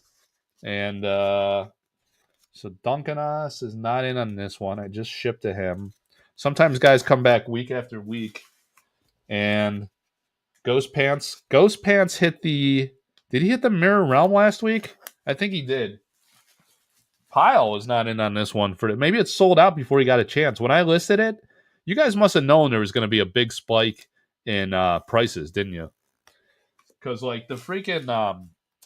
I raised the price the last time last 2 times from $25 a pack for Patreon supporters to $28 a pack.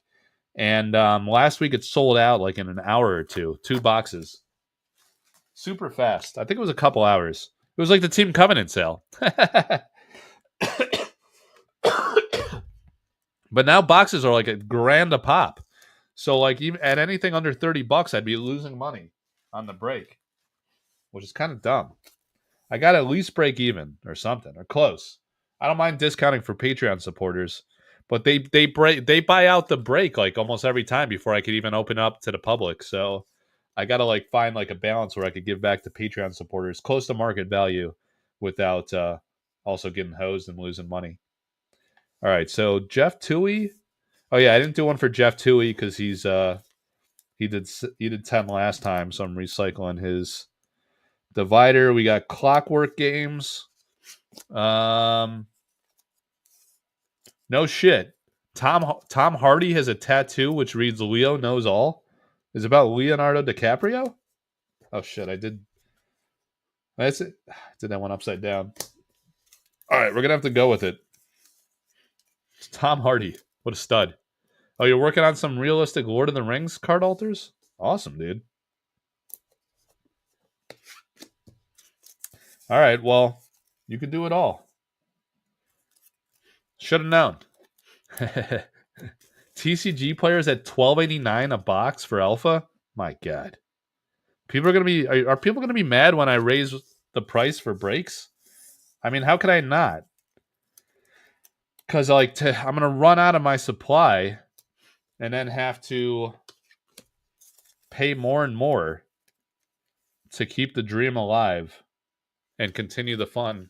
So, all right, here's a problem here. We're out of... All right, so what I'm going to do is when we get to Sean and Ricardo...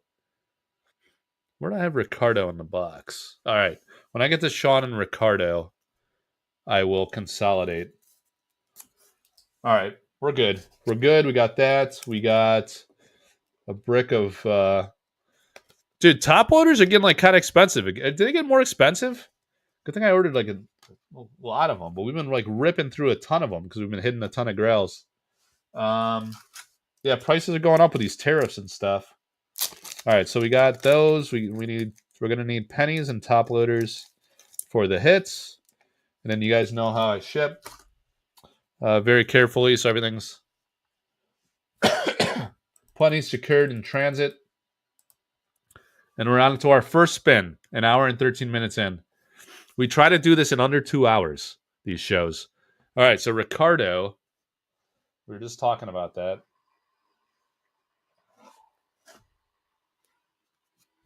You guys want to see a couple cards? I'll show you later if we have time. All right, so here's Ricardo's from last time. And how many does he have this time? This is what I'll do. He had 10 and then 5. So he had 5 last time. And he wanted 5 across each box. So we need to get the topper out of here. And we need the Leo for good luck. We need to get the X tool out of our hand gashing zone. We won't be needing that since we got both cases open now. All right, so it's going to muddle things a little bit because you're going to have 5 from one box and then 5 from the other box. That's actually pretty interesting. Should we do this for the whole break? Are you guys cool with that? Doing you gotta leave, Dan? Come on, man. Come on. Come on. It's got a pack. That's why you have kids, so they do the packing. All right, I'll see you, Dan. 3, 4, 5. You guys want to play straddle box for the whole break? Where we go like across the row of 2 boxes? Let me know if you want to do a little straddle box tonight. 1, 2, 3, 4, 5. 1, 2, 3, 4, 5. Box 1, box 2. 10 packs for Ricardo. So we got Ricardo here. Remove him from the wheel. Back to the overhead cam.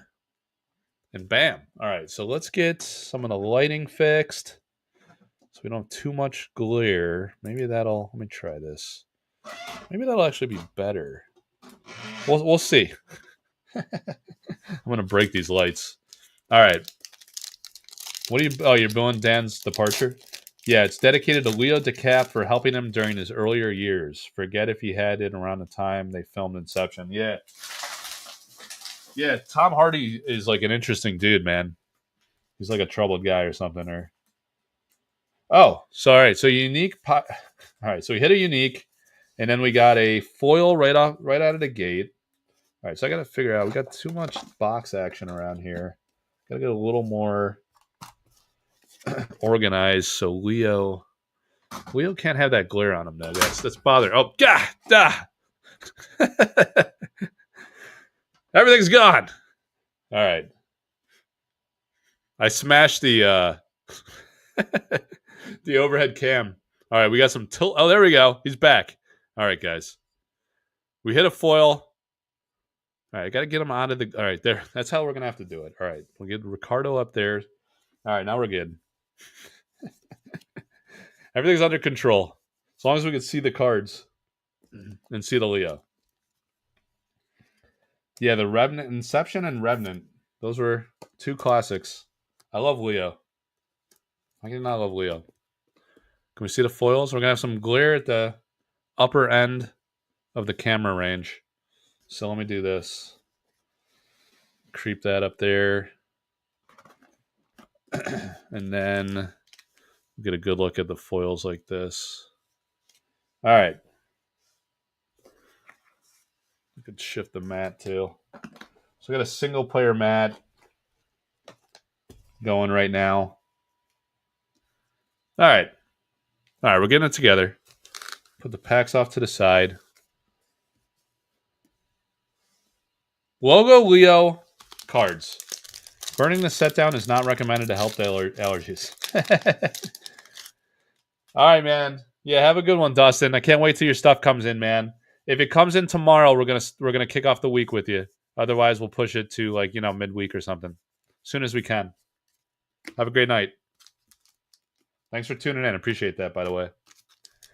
All right, guys. So at least Dustin saw the painting reveal. We had Truitt Parrish on. That was cool. We saw the paintings coming up for Truitt Parrish. It's his very last painting that he owns that's been in Sorcery for Arthurian Legends. And then he's done. He's sold out. And we're going to see. We don't know yet if he's in Gothic. So we'll see what happens. Oh, Mirror Realm. It's a non-foil, but we'll take it. What is this? Occult Ritual. Our first unique foil. Right out of the gate. So we pull the oh my god, the Mirror Realm. Oh, is that... Oh my god, if that was the Grid Lord, I would have lost my shit right on camera. I would have lost it. It's not good for the allergies either. You don't want me doing that on camera. So Occult Ritual, beautiful work by Lindsay Cromet. I was just showing you guys I have a behind the art feature on the Lindsay. What a card, man. What an epic painting. For a lot of people, that's their favorite. And I'm going to sleeve the Mirror Realm because that is a monster card. Even in non-foil, that's a great one. So, Ricardo's bringing the heat in his first 5 packs from one of these boxes. Dude, what a box this is, man. What a case this is.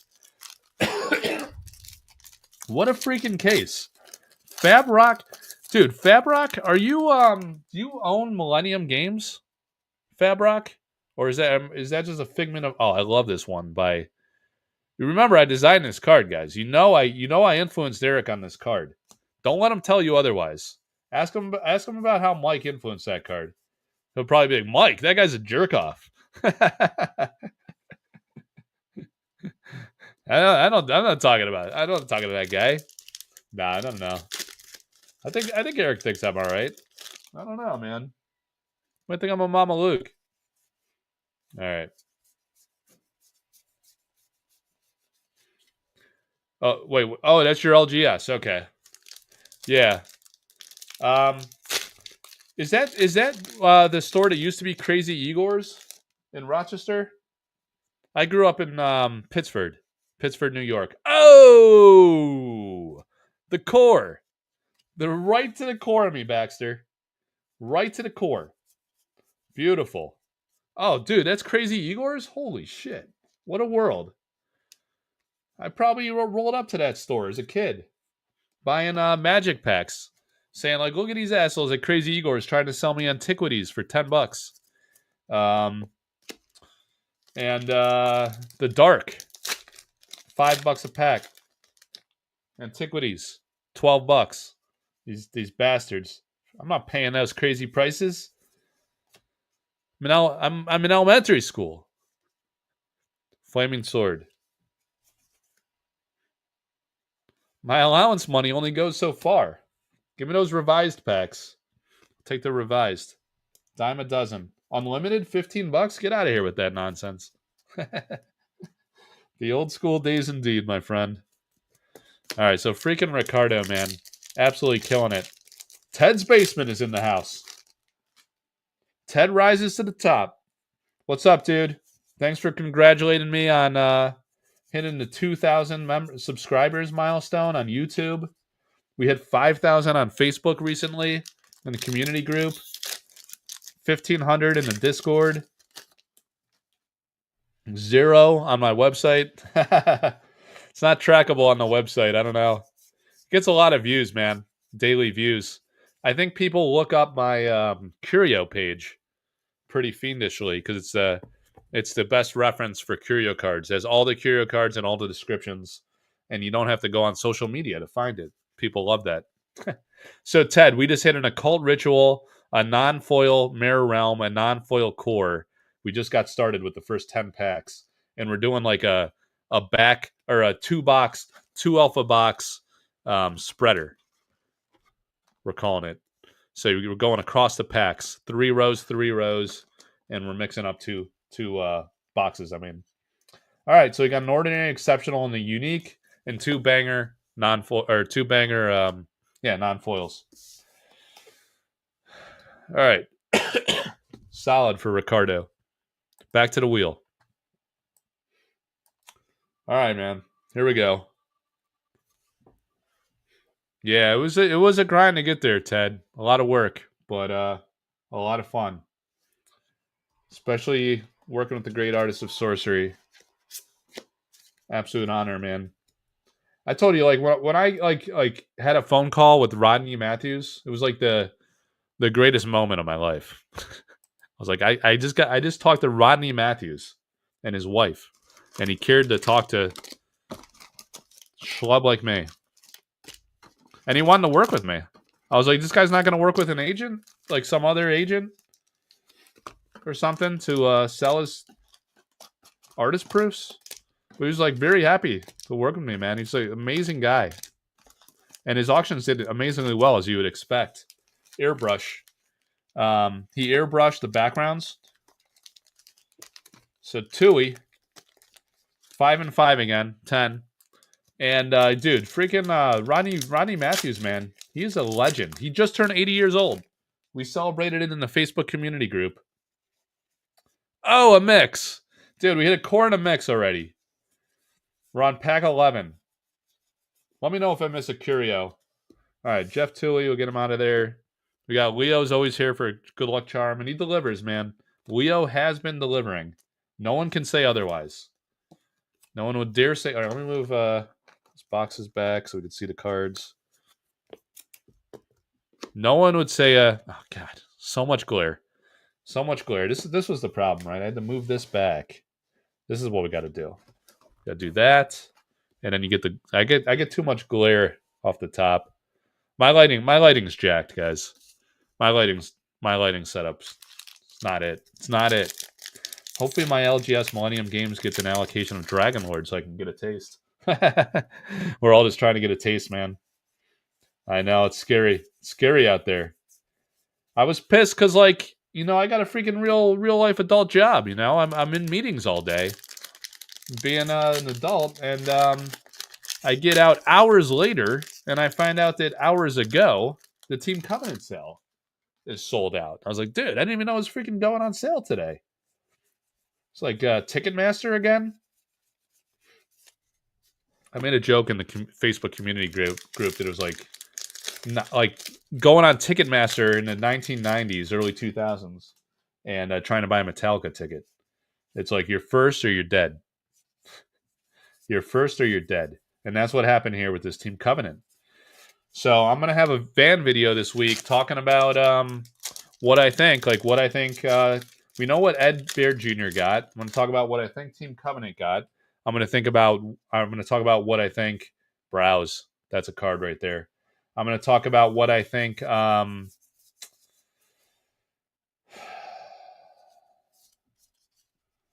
sleeve up the Browse. What I think the company kept for themselves and why they did that. I think they did that strategically for multiple reasons, multifaceted reasons. And I think it's playing out the way they wanted to play out.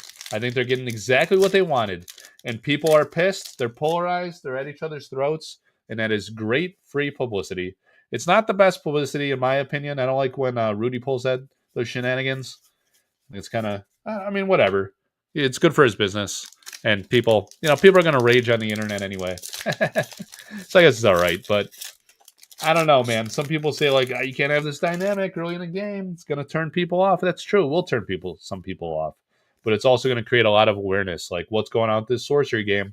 So Ed Bear Jr. was telling me today, I talk to Ed like a lot, man. He calls me up and we can't get off the phone in less than an hour. He's his talker, that guy. And I guess I am sometimes too. So we patiently wait and then we talk to each other's face for like an hour. back and forth. And he was telling me, like, on the on some of the Magic forums, people were like talking about sorcery. It's like, oh, that game only is popping off on this Dragon Lord because it was short printed. You know, the company knew they had to print like so few for the demand to really be there, and like for people to want Ed's work. Ed hasn't even been in Magic in 20 years. You know, like shit talking the guy. It's petty garbage, man. That's what I don't want sorcery to turn into. If you go too hyper competitive, people don't give a shit about the artist anymore. You know, they just want to like play. Like, what's the best card? What's the most powerful card? You know, like they don't care who painted it. They don't even know who painted it. That's what happens sometimes. It's a real shame. But so we want to mix. You know, we want people to enjoy casual play, competitive play, and love the artwork. And not shit talking artists in a game because like the artist did a game you don't care about. If you're a Flesh and Blood guy, you're a Magic guy, you know you don't have to disparage sorcery, and vice versa. We shouldn't do this. We shouldn't do that to those games. Although digital art, I don't like the digital art. It just doesn't do anything for me. It's a skill. It's definitely a skill, but it's not a style that really moves me. I feel nothing. I feel dead inside with the digital art. When I see original painting, I feel the connection, like because the artist put in like an incredible amount of time. And sure, they could have digitally too, but it's a high stakes game doing a painting. It's very difficult. It's a whole new ball game with the paint blending. You don't get that automatically like you do digitally. It takes some real talent to like mix chemicals, physical paints, chemicals and water. It's an amazing skill. Like, can you freaking imagine? Like, imagine you're like a person in this world who can like paint an artist proof, like paint an altar. Imagine you're like someone in this planet that can paint like that on a freaking card. It's unimaginable detail. We'll get a raccoon. It's absolutely like perfection with a paintbrush. I can't even fathom like how someone did that. Atlas Thorn. It's on, look, Severn. Severn Pinot. Severn Pinot. Severn Pinot. Well, you can't even see brushstrokes in this. And you know, like the stars glitter too. They shine a bit. There's a awesome. Someone has picked this Vincent Bonpetti one up too. Yeah, it's unbelievable. All right, so Corberto. Is Corberto on today? 3, 4, 5, 6, 7, 8, 9, 10, 11, 12, 13, 14, 15. All right. So 1, 2, 3, 4, 5, 6, 7, 8, 9, 10, 11, 12, 13, 14, 15. All right, Corberto. Oh, to Gen Con? I might be able to go to Gen Con coming up. I'm working out with the wife if I can get away. I'm not sure about ticket sales. I am not going to Gen Con, unfortunately. You know, one of the I don't know, I won't mention a name, I guess, but I thought I had I don't know, man. I don't know if some of these Eric's Curiosa guys dislike me, but one of them actually encouraged me and said I should come to Gen Con. So I really wanted to go. But I can't go, unfortunately. So when they announced SCG Con in Baltimore, that's probably like an hour and a half drive for me. 2 hours tops. Now that's something that's practical, SCG Con. But then I think to myself, like, is that really my scene? Like, some of these players don't like the art guy. You know? They think working with artists is wrong. You know? Providing a service for a commission fee, that's wrong to them. And they judge me for it. They say, oh, the scumbag grifter shill guy. You know? I don't know why you would think that was wrong. With all the awareness and promotion they get, awareness for their work, and sometimes it pays off. Atlas Thorn is now an officially commissioned painter, altar card painter that painted for the game. You know, so I don't know. I don't want to be around like any toxicity and like negative people like that. I know it's a mixed bag though. I know like a lot of great people will go too. Let me know if you're a player collector or like a straight collector if you're gonna go to any of the SCG cons. Are you gonna go, Jimmy? All right. I might meet up with you, Jimmy. If I find a bunch of guys like in the Patreon and the Discord, cool chilling boys in the I had an idea too. Yeah. I had an idea. I have a guy that's like a good player that wants to start like a league type thing. A TTS league with like cool chill dudes. They're just looking to have a good time and they're not going to be like you bring Raul? Nice. Like people aren't going to be like super mega competitive like, hey, if you're not in our league, you're a scumbag, or you don't know what you're talking about. I don't want to deal with any of that bullshit. You know? Some people aren't like that, but some people are very territorial and like super opinionated. And they're like, if you're not logging 100 games a month, shut your mouth. Shut your mouth about your opinions of the cards. You know, I don't want to deal with any of that nonsense.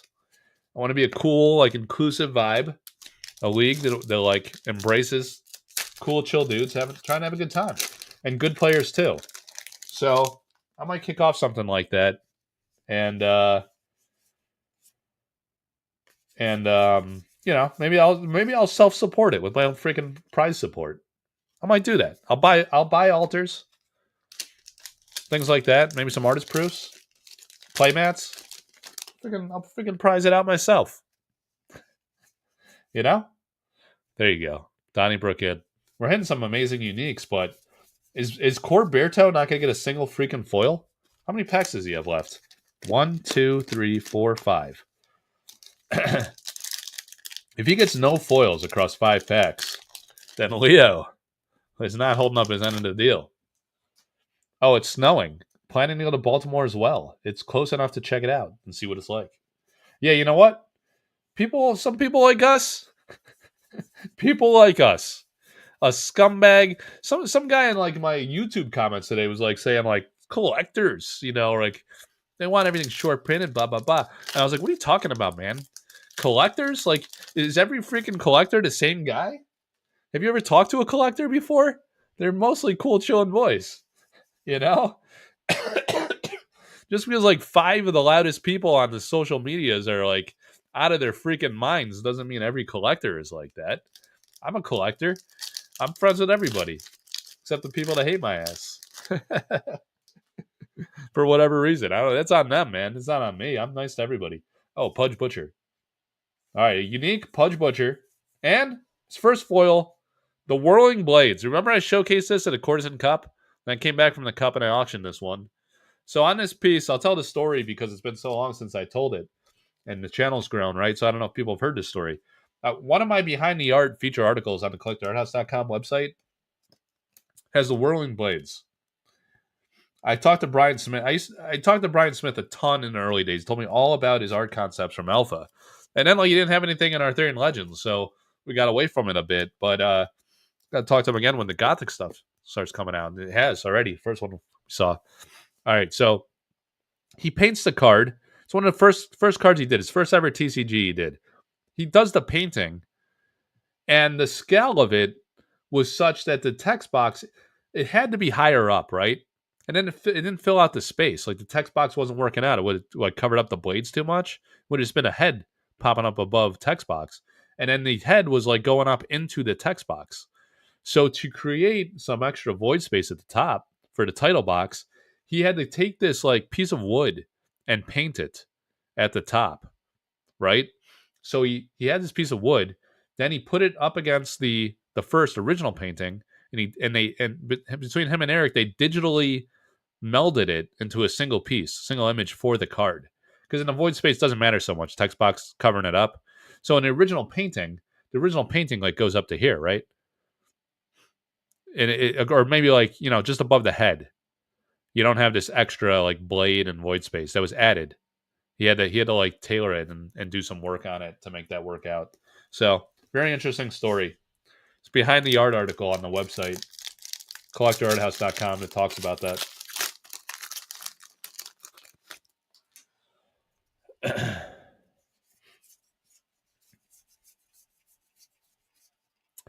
All right, so Jimmy's saying this is a big sorcery fan, both a player and a collector. Play sets, full foil sets, artist proofs, embellishments, just a sickness.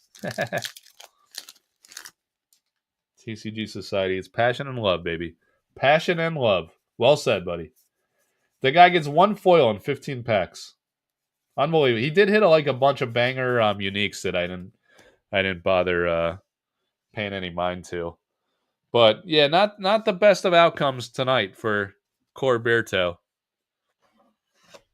He's newer to the game, so he probably needs like all of those non-foils. But it's a bit unlucky only getting 1 foil across 15 packs. You don't see that a lot. Oh, I clicked the StreamYard instead of the actual wheel. All right.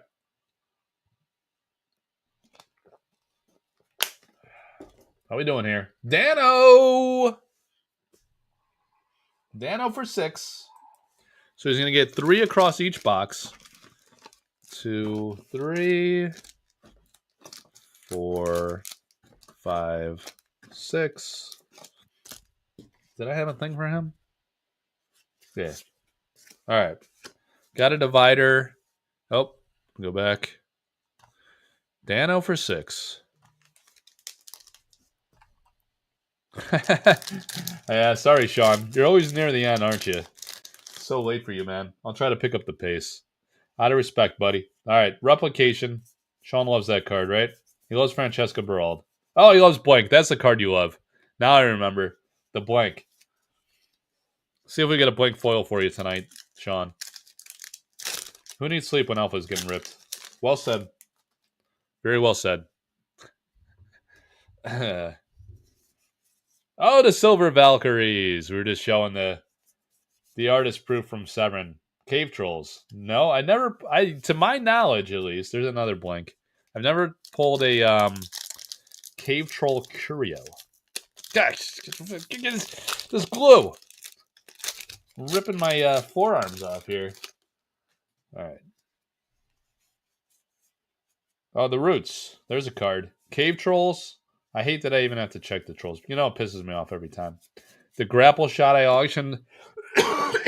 Dude, that Grapple Shot painting in person, unbelievable. Just subbed, and my bad, because I've been watching your material thinking I already was. Thanks, William, man. I appreciate it. When I see a new name, I get excited because I'm like, oh, that must be like someone new to the channel, just discovered it and just subscribed. Like if you comment, right? Because you got to subscribe to comment. When I do these lives, I get like a handful of new people subscribing. For a while there, guys, it was the only content I was doing. So it was extremely difficult to grow the channel because I was doing it once a week at best, live shows, 2 to 4 hours long. So who's watching that back, right? I only get like a few hundred people. And let me focus for I can't talk and focus too well. So it was really hard to grow because I wasn't doing like any recorded videos, at least not regularly. Early on I was, before the lives. I actually didn't have my hey Ted, if you're still around, man. I never had my face on camera until I came on and you interviewed me on your channel. This was my first time. And then I got into it. I had a lot of fun with it. So I leaned in. The King of the Realm. Oh, we got a Burald, the Mountain Giant Elite. All right, so that saves it for Dano. Beautiful. Her reveal today, man, really struck me. I was talking to her today. I was like, wow. It's these stubborn family members. Yeah, Ted, that was fun, man. We got to do it again.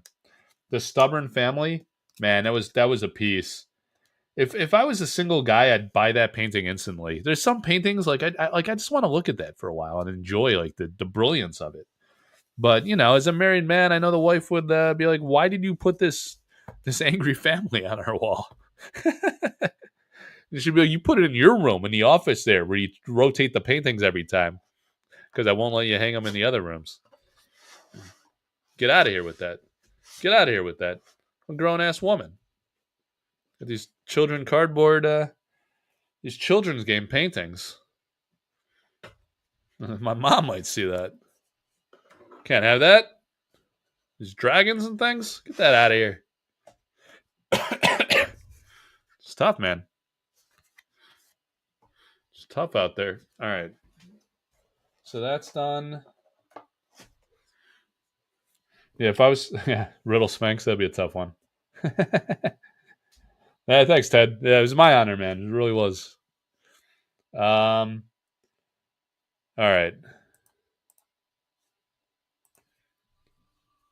Early days. I'm the who's the sorcery historian? That's what I pride myself on. One of the here we go, Sean. You're gonna sleep a little bit tonight. Couple hours, just like me. Just a couple. Just to get a taste. All right, so this is what I'm gonna do, Sean. We're gonna do a double label move for you.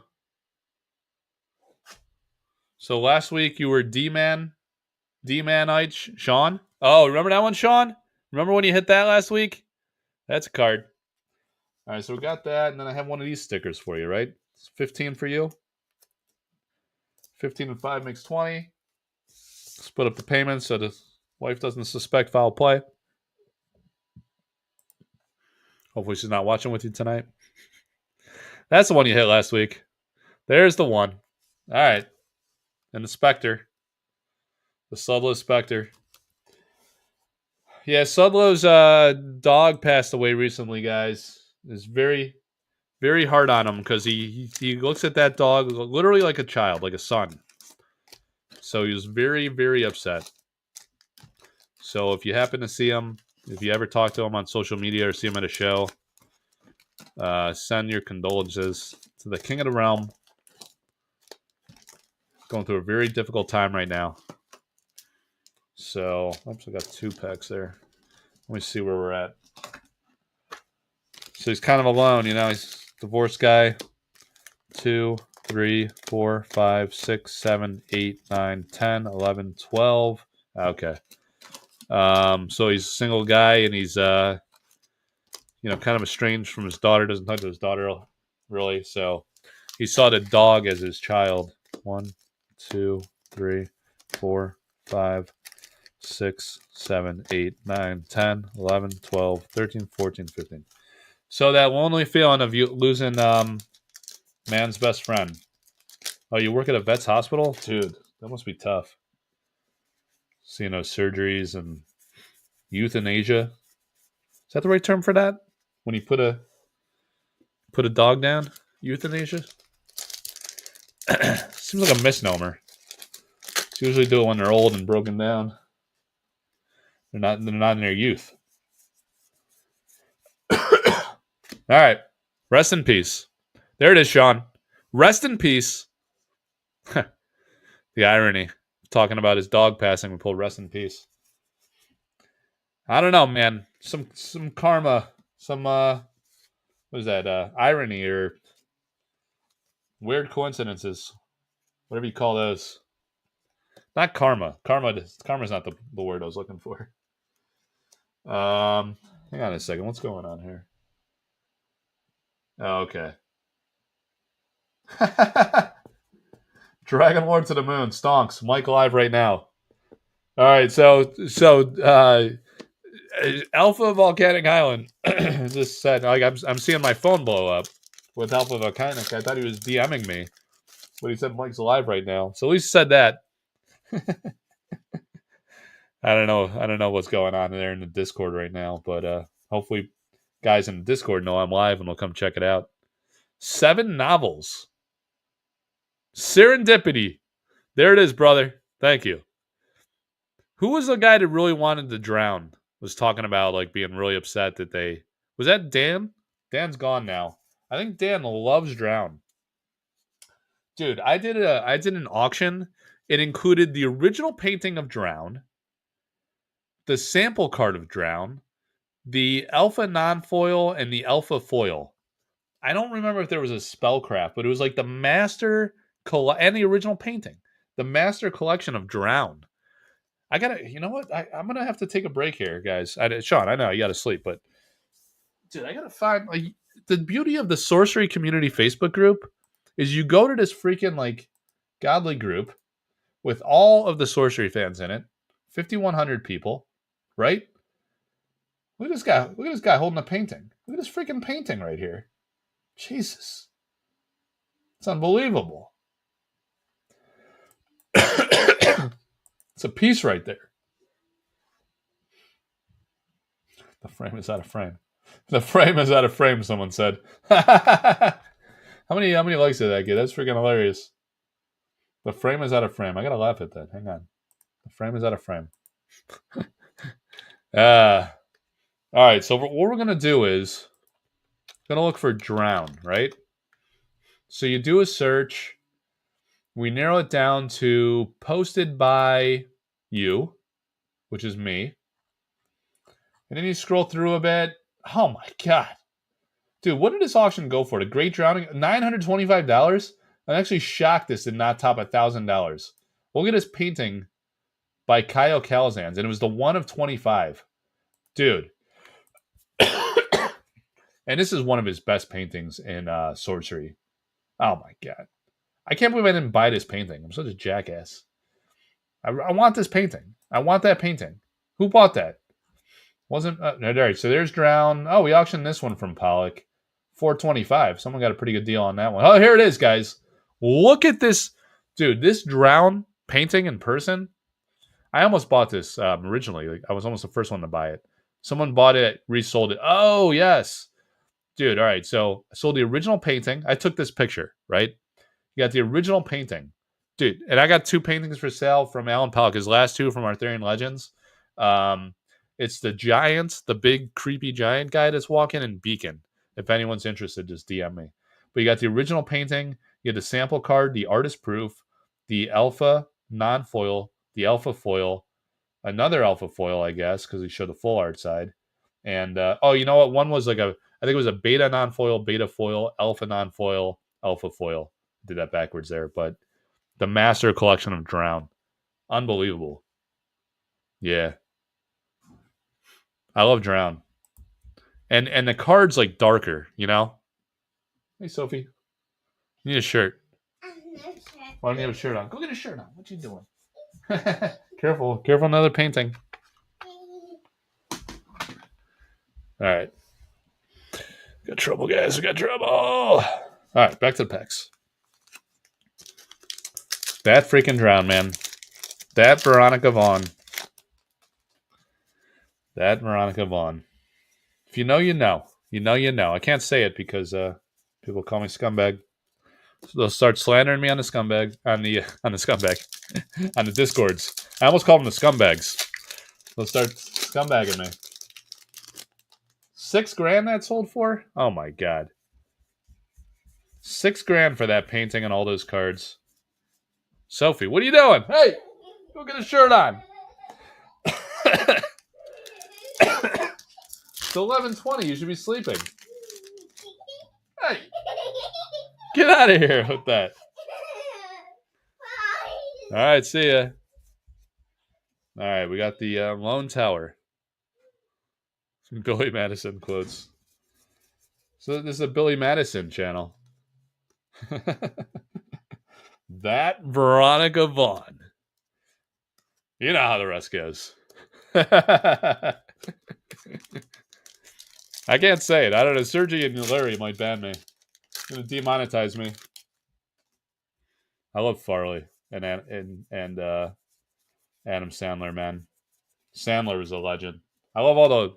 I was watching. What was the one where he's watching a kid? Baby, hey, get out of here! Oh, you got some new jammies? All right. Hey, careful around the paintings. Slide back. Those are real paintings. All right. Oh God, I gotta sell one of those paintings. There's the Drowned non-foil. Big Daddy, yeah.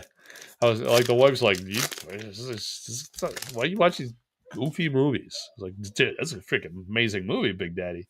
It's a classic. The Mercenaries. Yeah, get her out of here. Sophie, I'll come get you later, okay? I'll come get you later. Yeah, I've had a lot of moments where the kids crash the stream. They usually don't come streaking though like that. We usually get pants on. Gotta give her some props for the pants. The fate of paintings lies in the hand of a child. Rodney Matthews. She's actually pretty good around the paintings. I think I impressed upon her that you never get too close to an original painting. Never do that. Yeah. Yeah, I almost bought the Drown and the that healing one. It ended up being a big card, right? How about like these cards now, like the Vampire, you can hit a site and then the amount of damage you inflict, you heal. Before you used to hit a minion so to die off, right? Now you just like attack the site and you heal up. Those cards are gonna be OP. Maybe. There's that one. What is it? The Dapperel Vampire and also what is the 1/1 minion? One to cast one power level that also has that effect. You ping for one, and you get. Oh, it's the Blood Ravens. Yeah. You know what? I might have a Blood Ravens. I gotta check if I have a Blood Raven artist proof. I got some artist proofs from Mikal. I forgot to work them into the rotation this week. We'll probably see which maybe might try a Mikal sighting this week. Here it is, guys. So I did a live alpha break with all the artists. I pulled this card, and I was the first one to discover because it was the day of alpha release. I did a big show with a ton of artist cameos. I pulled this card out. I noticed immediately. It says Santiago Caruso on this Alan Pollock painting. It was unreal, man. And then it was a wild moment. And then ironically, serendipitously, we got an actual Alan Pollock next one. The grapple shot. So it was interesting because like I was so into sorcery and so into the paintings that I was seeing like paintings before like gameplay. I wasn't paying any attention to the gameplay mechanic and stuff when I was doing this break. I had all the artists coming on, so I was looking at the paintings.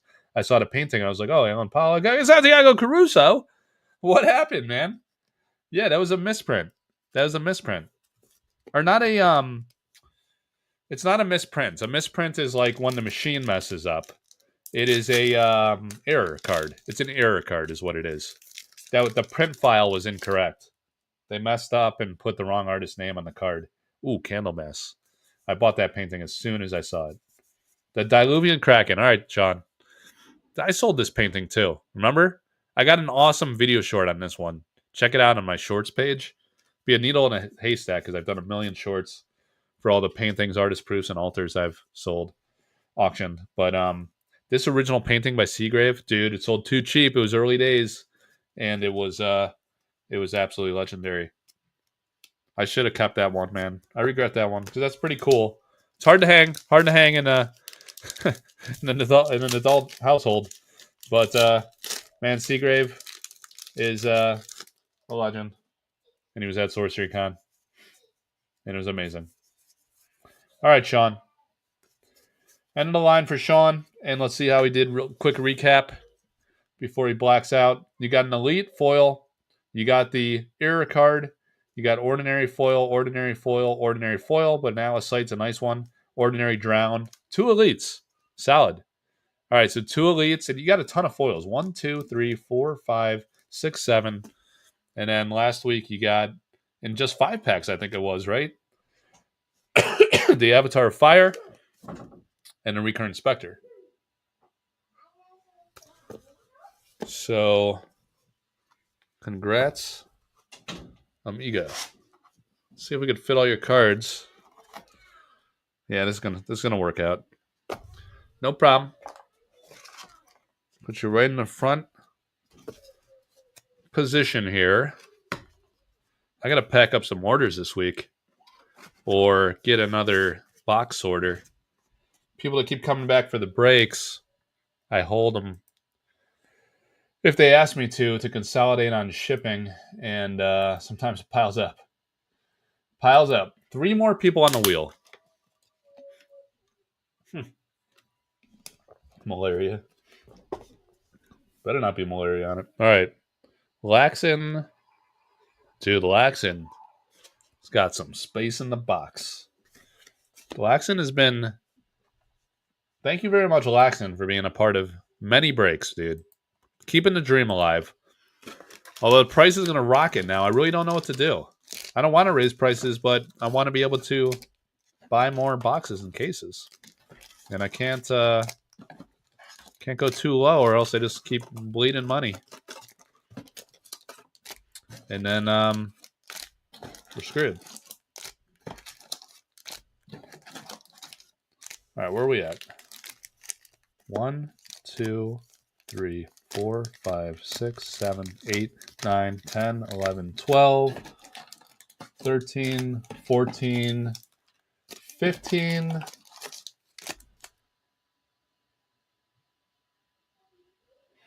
What do we do here? 1, 2, 3, 4, 5, 6, 7 packs left. Did we do Lookout Tower?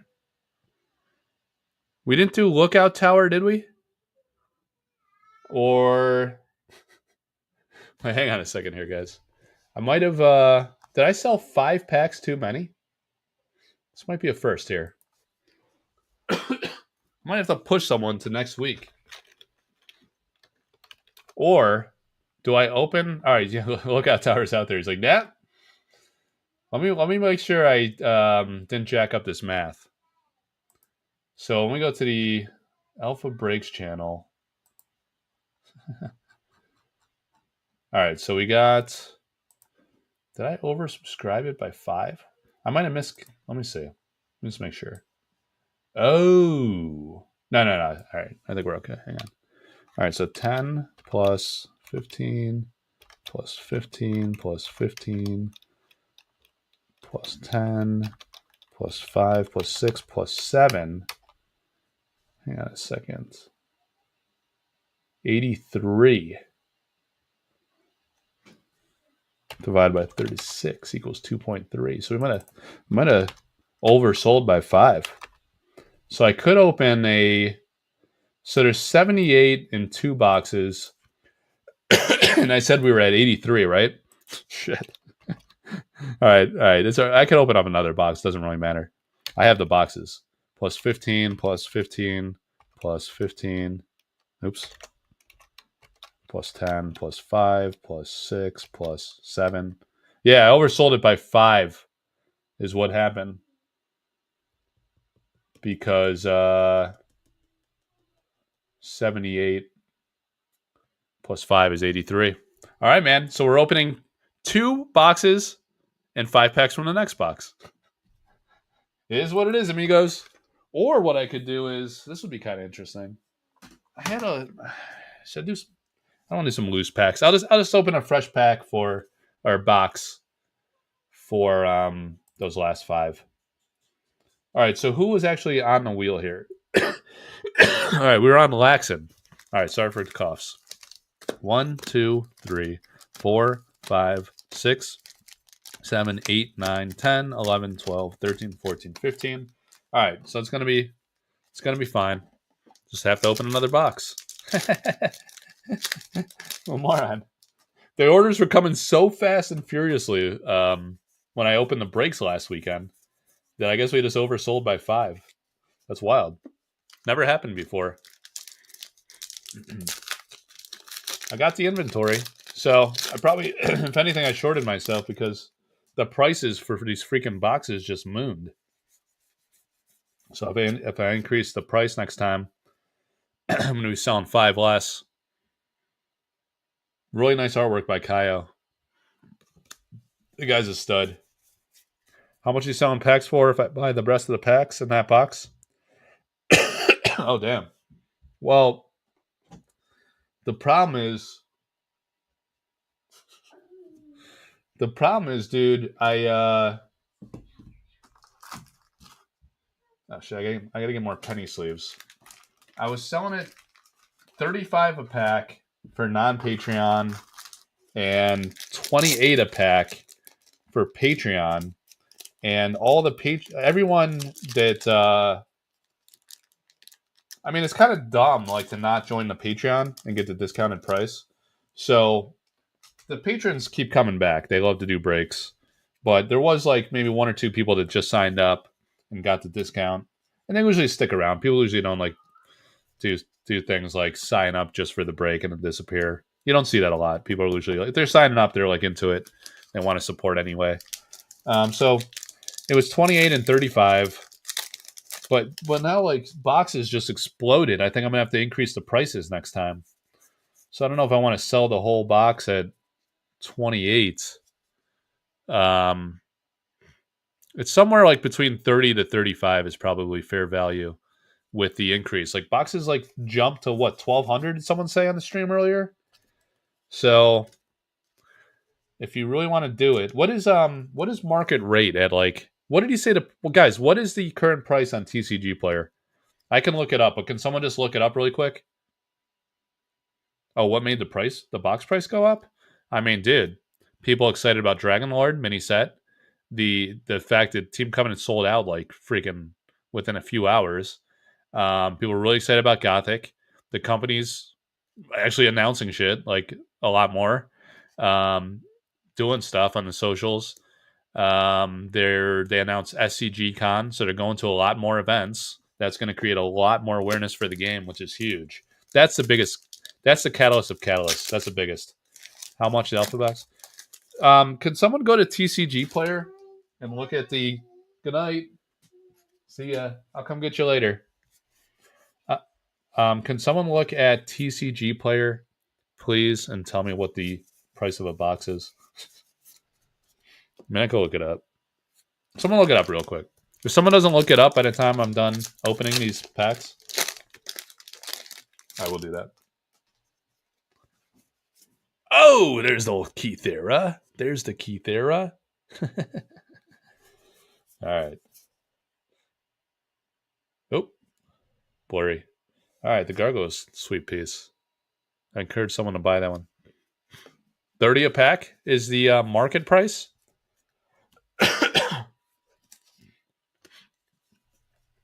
That's the TCG player. I mean, what's a TCG? Oh, $1,200 a box.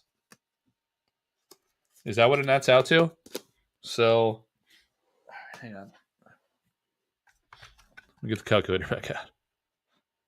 So you're saying 1,200 divided by 39. Yeah, it's 30.76, like $31 roughly. $31 a pack. It would be like buying it on TCG Player. All right, so please be careful near the paintings. Okay. If you fall asleep, I'll come get you. Okay? You have fun. I see you now. What's mommy doing? I thought you guys were gonna go to bed. I'm sleeping with you. Yeah, I'll come get you when I'm done opening these cards. Okay? I'll come get you. All right? Is it a deal? Deal. All right, it's a deal. I have no cards left. You have no cards. Yeah. Yeah, I want some of those cards too. You want some of these cards? Yeah. Let's talk about it tomorrow. If you sleep good. Okay. All right. I'll see you later. It's not working, guys. eBay has 2 boxes for $1,000 each. 27. Bill. I don't really on eBay. Oh, Seer, that's a nice card. The face of the Sorcery Community Facebook group. What do you think of that one, Sophie? I like that one. Yeah, I like that one too. It's one of my favorite artworks. But I like the blue one. The blue always looks good, especially on a foil card in Sorcery. I like the blue one. 1,300 now? Oh my god, the box is 1,300.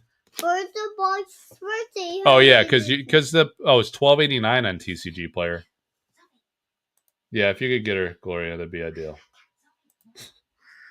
All right, go to mommy. Hurry up. Yeah, we'll have fun tomorrow.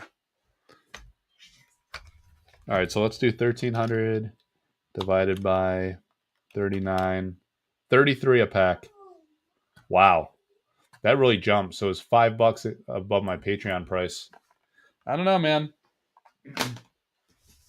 If you really want to do it, Ted, I'll match the TCG player price. And then it'd be like buying it from TCG player, except we're gonna do some live action. So think about it. Let me know. We got time. All right, so Vanguard Knights. We had Truitt on to open the show. That was sweet. Arbitrage. Yeah, there's some arbitrage, I guess. If like a couple boxes on eBay. You say eBay it was? Like buy it now? Buy those up. Should just buy them up. Holy shit. So you're telling me a case is over $6,000 now? It's unbelievable, guys. That is insane. TCG player, but if I'm going to spend $1,000, I might as well buy the sealed boxes on eBay. Yeah. Yeah, I don't know if I want to go to $1,000 on eBay.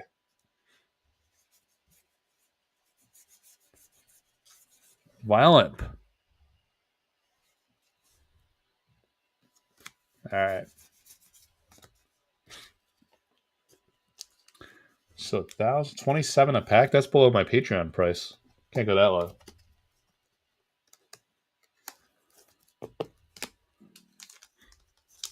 Yeah, that's not. You guys should go buy those freaking eBay cases right now. You'll sell me my alpha case, Jimmy? At what price? I'm always a buyer, but I don't know. I'm either gonna like. That looks like miscentered. Dude, this card is jacked. Is that off-centered badly? That looks badly off-centered. It's interesting. See what Laxton thinks about that one. Oh, I thought it was Ghost Ship. Swamp Buffalo.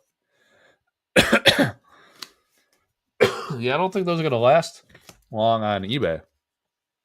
So I'm going to have to... You'll love the imp. I'm going to have to raise prices on the break and hope like boxes don't explode as I'm doing so. Yeah, you should buy that eBay box, Ted. I think you should. $1,000. Seems like a no-brainer. Not to raise prices for the break, or kind of like slow down, take a pause, and see how this market shakes out. I don't know. Or pivot to do a sample pack break next week. Do I have extra sample packs? I have like a certain ones. Oh, Magellan Globe Elite. I have certain ones. Sorry about the autofocus, guys. It's been kind of hit or miss. I have certain ones that sample packs I'm going to keep because I have all of the different variants that were sold around the world that I've acquired for a freaking stupid fortune. So I want to keep that for the history collection. People like my historical. Some people like the historical content. So I want to keep that alive. Mike doesn't even mention a foil seer.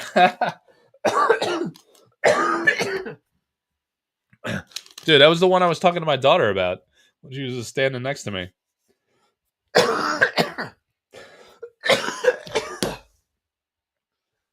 Killing me there.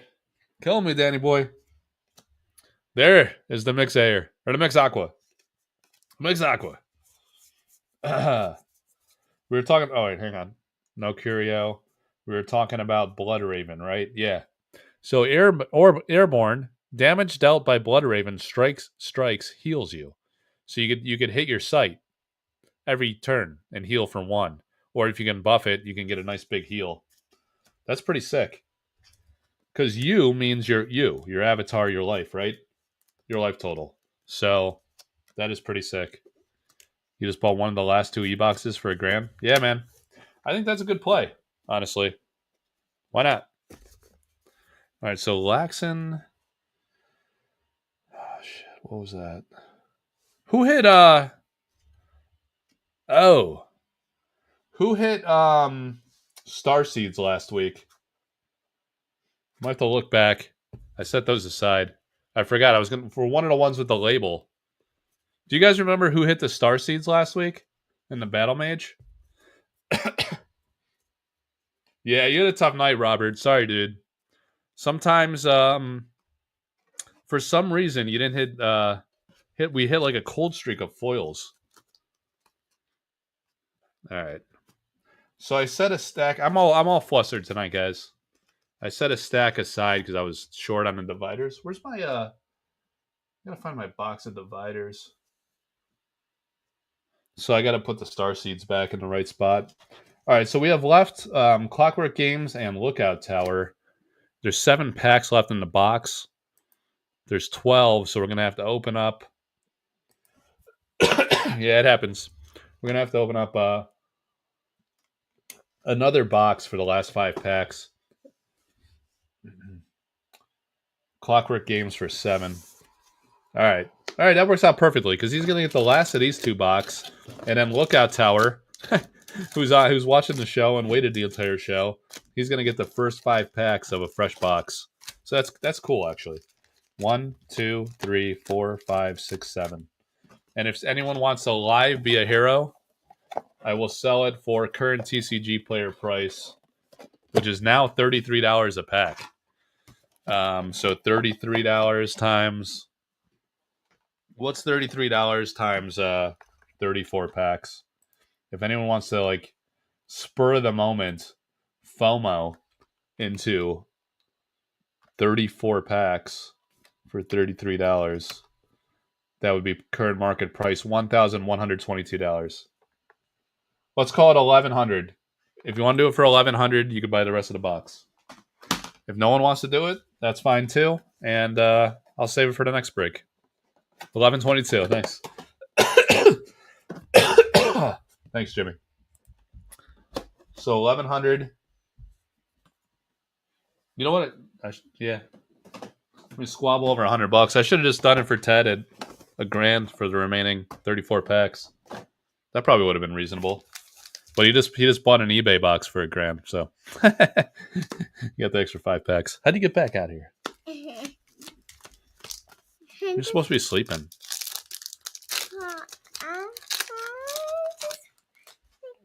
I gotta figure out. Oh, sorry, guys. I gotta figure out who pulled the Starseeds last week, Sophie. Do you know? Do you remember? Yeah. Yeah. Who was it? The dad. Dad pulled the star seeds. That's definitely true. It wasn't see. I just pulled it out. It was so scary. I don't want to see it. The star seeds is a little scary. That's some dark art. Yeah, Oh, dropping the goods. You do it? I Dad? dropped it. Yeah, don't step on the keyboard. Don't step on the keyboard. Why? There's a keyboard on the ground. It makes weird stuff happen on the stream. I touch it. No, don't touch it, please. It's gonna mess stuff up. Here, put it back here. There we go. Then you can stand there. Talk about the star seeds. See what else we hit here. The have some dark cards. What about it? Have some dark cards. You could watch it on the screen. See it? The have some dark cards. Not these cards, because these are. Here, you could hold this card. This is the Bola de Fogo. You want the Bola de Fogo? All right, you hold the Bola de Fogo. Is that a bomb? It's not a bomb. It's a fireball. Fireball? How do you know what a bomb is? Yeah, the bomb. Yeah. How do you know what a bomb is? I know it's a bomb. That is it's not ideal. That looks like a bomb. Yeah. Oh. Kids are learning too young. How old are you, Sophia? Can't remember. I'm 4. Sure about that? Thought it was 3. No, it's 4. All right. I sure not 3. I 4. You're sure not 3 or 4? I 4. This one's hard to open. And It's a lot of glue. Did I open the next one? These are really hard to open. You saw I could barely open that one myself. All right, the Yokai Kappas. Did I open the next one? No. We can't open these ones. You could open the what was that? The beast clans? Yeah. Those are in the basement though. Maybe some Pokemon. I need Pokemon. Pokemon and beast clans. Was this blurry the whole time? I gotta hold it higher else it gets all blurry. Doesn't autocorrect. I like Pokemon. You like what? Pokemon. All right. So this is the last of the 7. Then we got to go into a new box for 5 more. Unless Lookout wanted to sit here for 2 hours and 17 minutes and get bumped to next week. Lookout, would you rather get bumped to next week, next break, or just get into the top of the next box? You can get into the top of the next box. She kind of opens some of that AL. That's hilarious. We should give her some AL. Did you? Oh man! So another 7 packs without a foil. Oof. Clockwork, buddy. Sorry about that, broski. Oh shit. Hang on. Got to make some room for our guy Clockwork. Boxes are getting tight. All right, we're gonna move pile over, and then we should 7 will fit. This box is getting jammed up.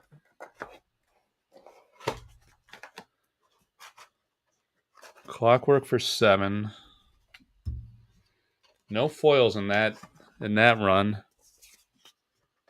So we had 2 weird. All right, so look. Oh, bump me for 6. All right, I'll give you a free pack if you just want to do it next time. Lookout. Is that what you're saying? We could do 5 for you right now from a new box, or if you just want to wait it out for the next break, I'll give you a free pack. All right, man. That's cool. All right, thanks, man. Sorry for wasting your time tonight.